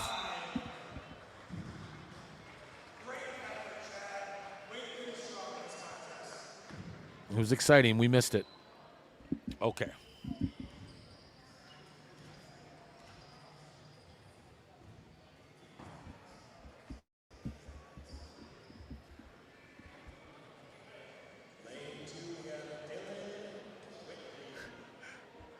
Oh, my God. You're funny, Cody. Yes, it is for losers. No, it's not for losers. Some guys just are late bloomers is all. Novice class forever. Intentionally is for losers. Everybody gets out of the novice class. Great work in lane 2. Wow, fast.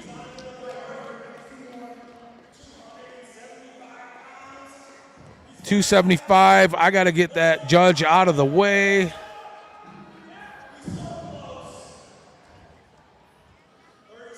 I may have to go down there, guys, just so you guys can see everything. I'm going to work on moving a couple people. I'm going to take a quick little break here.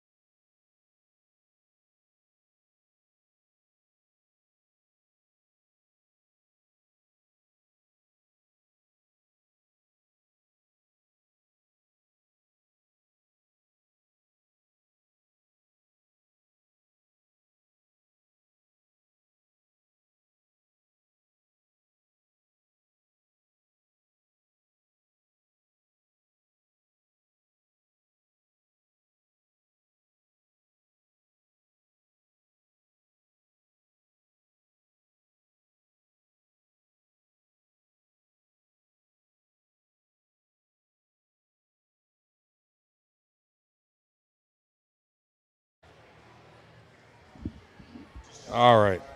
Problem solved. I kindly asked to reposition himself. Of course, those barrels did kind of get apart from one another a little bit, didn't they? Maybe not. Anyhow, I hope we can see that a little better. I'm still going to leave the camera right there, I think, guys. It's a tough angle to get both lanes. So far, we've been pretty lucky in that lane number 2 as well. Although we do like to see a good struggle and success, a good grinded out stone run. I'm torn. Yeah, let's see what happens. I think maybe if he moved out of the way, we can get a little bit better angle on that.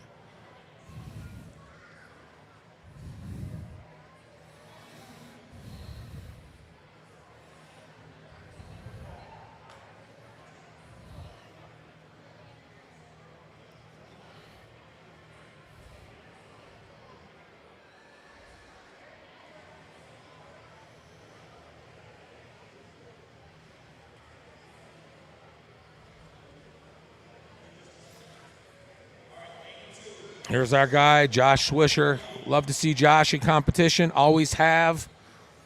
He'll load these stones with little to no effort.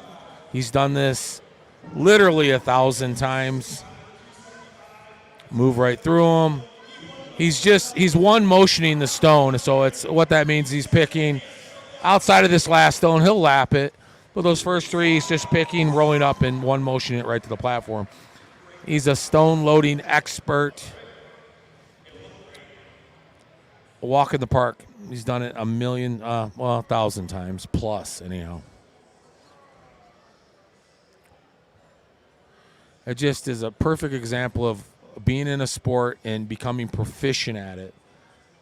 You don't have to work as hard as everybody else to be good at it. And strongman's no different than any other sport when it comes to that. And to separate yourself from the rest of the competition, it then becomes real natural. because you know how to do everything so well.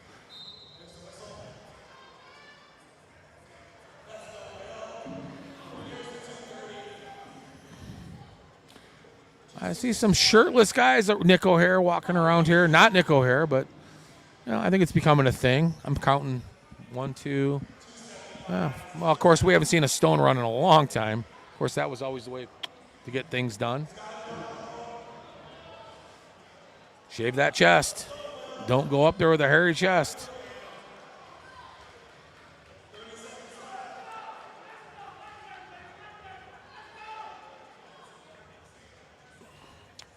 Four stone. Big stone.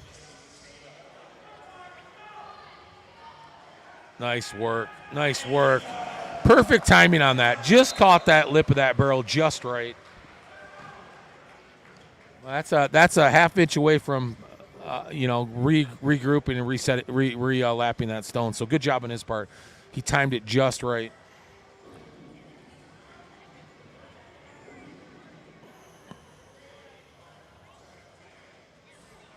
And those barrels aren't stationary, so getting that stone to the lip of that barrel there's some caution there, because unlike a stationary or mounted platform where you can put a lot of force into pushing that stone up with your hands, you don't have as much latitude here because you're just going to push that barrel backwards. So getting that stone nice and high and getting it above that lip at least 3/4 of the way is imperative if you're going to try to force it over or push it over.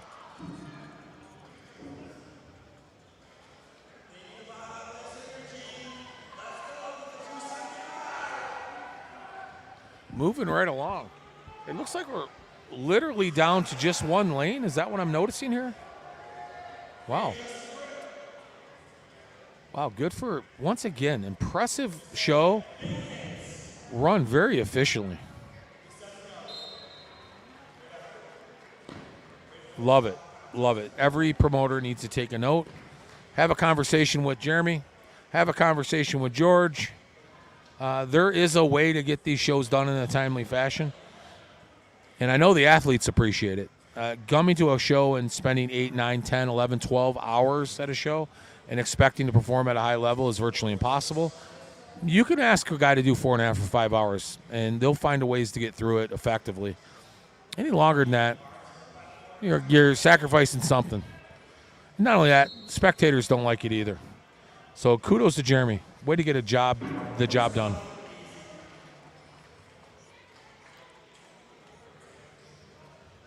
Nice work. Nice work.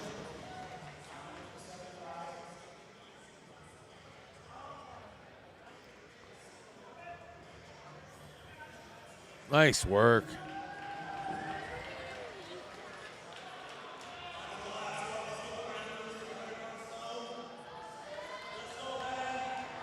Four stone. He lapped it. All right, listen. We're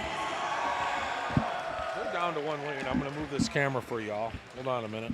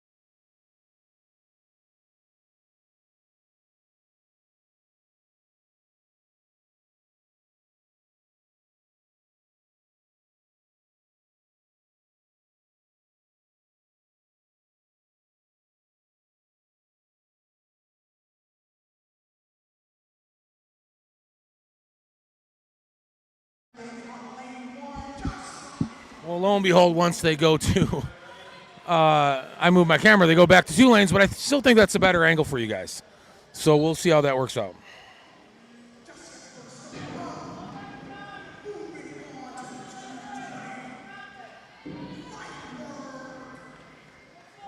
We got the big boys going here, so head to head. It's nice to have 2 sets of stones. So I think we got the heavyweight, super heavyweight. Not much difference. What do we got going on here? I think Urban's he hurt his arm. I think he's got a little bicep issue there. He's going to try it.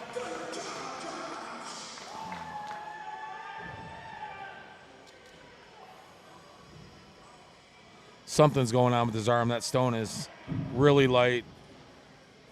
Maybe his hand, something's hurting there. Yeah, he can't. Something's going on. Yeah, a little bicep tenderness there. I don't think it's anything serious, but he's feeling it, and I would definitely stop as well. Last thing you want to do is rip a bicep. Thank you. Yeah, I like that angle too, Cody. I think it looks good. Thank you. Don't mess with your biceps, folks. Your tendons or your tricep tendons. Take it from me. You feeling something there? It's telling you something for a reason. Nice. It's a nice 220. That's a big first stone. 215 in the right lane, 220 in the left lane. This is our master's class going up to a 270 stone in the right lane and a 320 stone in the left lane. 275.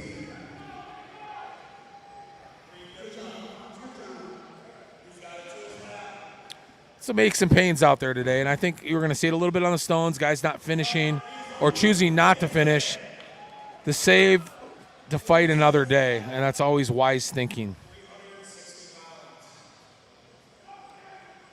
360 pounds on this 4th stone in the lane 1. That's a good stone. Need I remind everybody, back about 15 years ago, that was a 4th stone in the world's strongest man. Maybe a little more than 15 years, but in any case, it just shows you the evolution of the sport. It's come a long ways in competitors and spectators, and obviously it's visibility, but even more so in the strength of these athletes over the years. It's just gotten so darn impressive. Hitting numbers that we couldn't even fathom 10 years ago are happening today, and they're literally happening every year. They're hitting marks that we never dreamed of.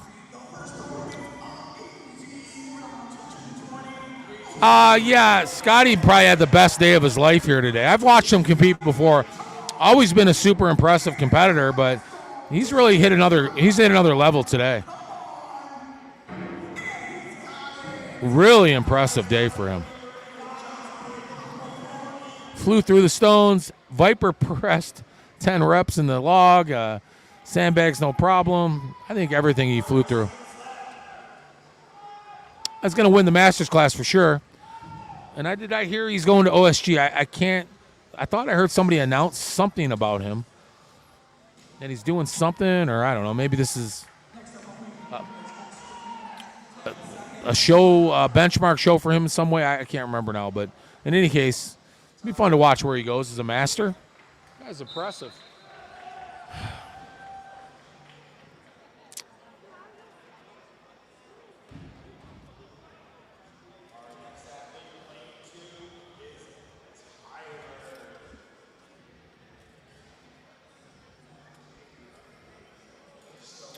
Moving right along. 424. Wow, we're really going to finish the show in about 5 or 6 minutes here, it looks like. That's an impressive show. Good job, Jeremy. 4.5 hours for a strongman event. It makes the commentator feel good. I'm not going to lie. I feel good, guys. We've been to some shows. Cody, I know you know this. Boy, oh boy. 6, 7, 8 hours where you got nothing left in the tank. Matter of fact, it's not even fun to talk anymore. I can't. Way to grind out that second stone now. Come on. You know, this is just one of those events. If you're not hurt, you got to go to the minute. You got to. It's the last event. No matter what, you're going home after this. Win, lose, or draw. Nice work. Nice work.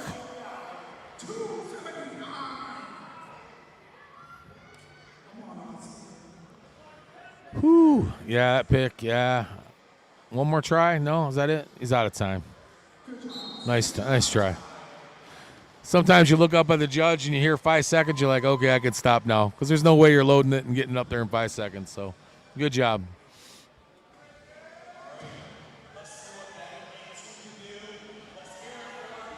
All right, this is our, Ben attempted the world record stone, missed it by a half inch earlier. He should be great at this event, right? Should we see the winner right now? He should beat everybody, right? Yeah, I'm going to put my money on him.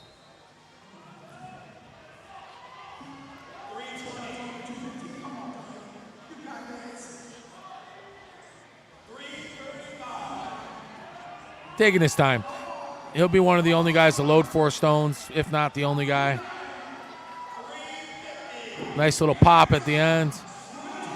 Yeah, first guy to load 370 stone right here. It's a good stone. There you go. Little pop. Good job.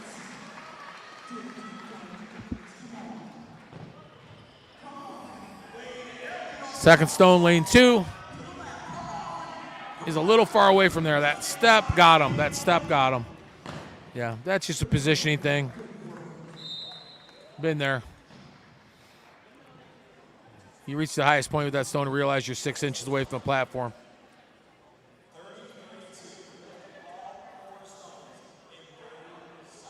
All right. He's got some tacky going on. He's shirtless. He's hairy. This is trouble, folks. This is trouble. And now this is one of those moments you'll go after this guy and there'll be hair all over the stone. It's called marking your stone.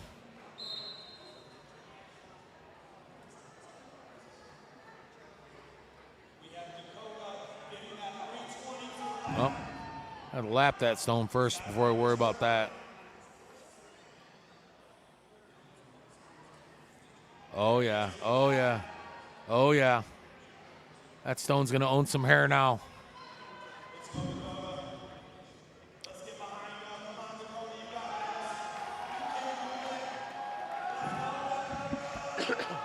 I was always a guy that appreciated skin on stone. Some guys got a better feel for it like that. I'm not suggesting that's the problem here, but those sleeves to me seem a little bit in the way. All right, nice try. I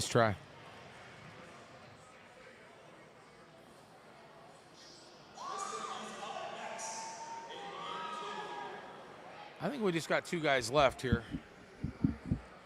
We're all done with lane 2.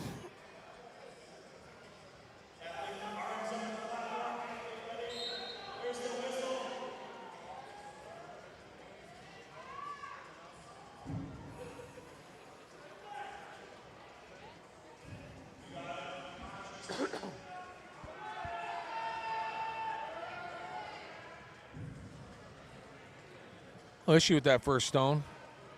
It's not a light stone by any stretch. A stone that I think a lot of these guys should manage. There you go. He's just got to center himself on that stone. It was slipping out. Nice load. Good technique. Good. Look good. How about a little redemption here with the second stone? His hands are a little forward. The stone's rolling back on him a little too quick between his legs. It means he has to close his legs a little bit, let that stone come up those shins. Or lift the stone more centered, then start rolling it back without the help of the stone. But it's, a little bit there. Grip's gone. All right, nice try.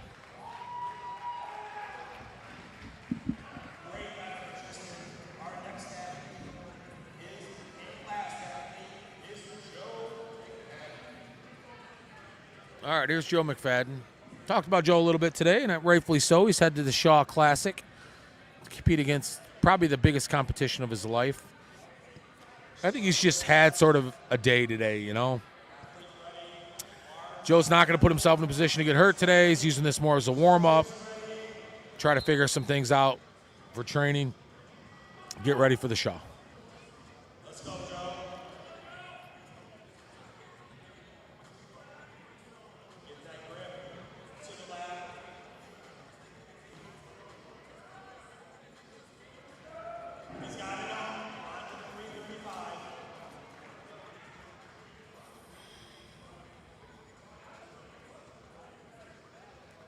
It's a 250 stone maybe to start. 335? Okay, maybe, yeah, 335, 350. Something's going on with Joe. He's not feeling good. You see him wincing a little bit there with his hand or something. He did say his hand was hurting today.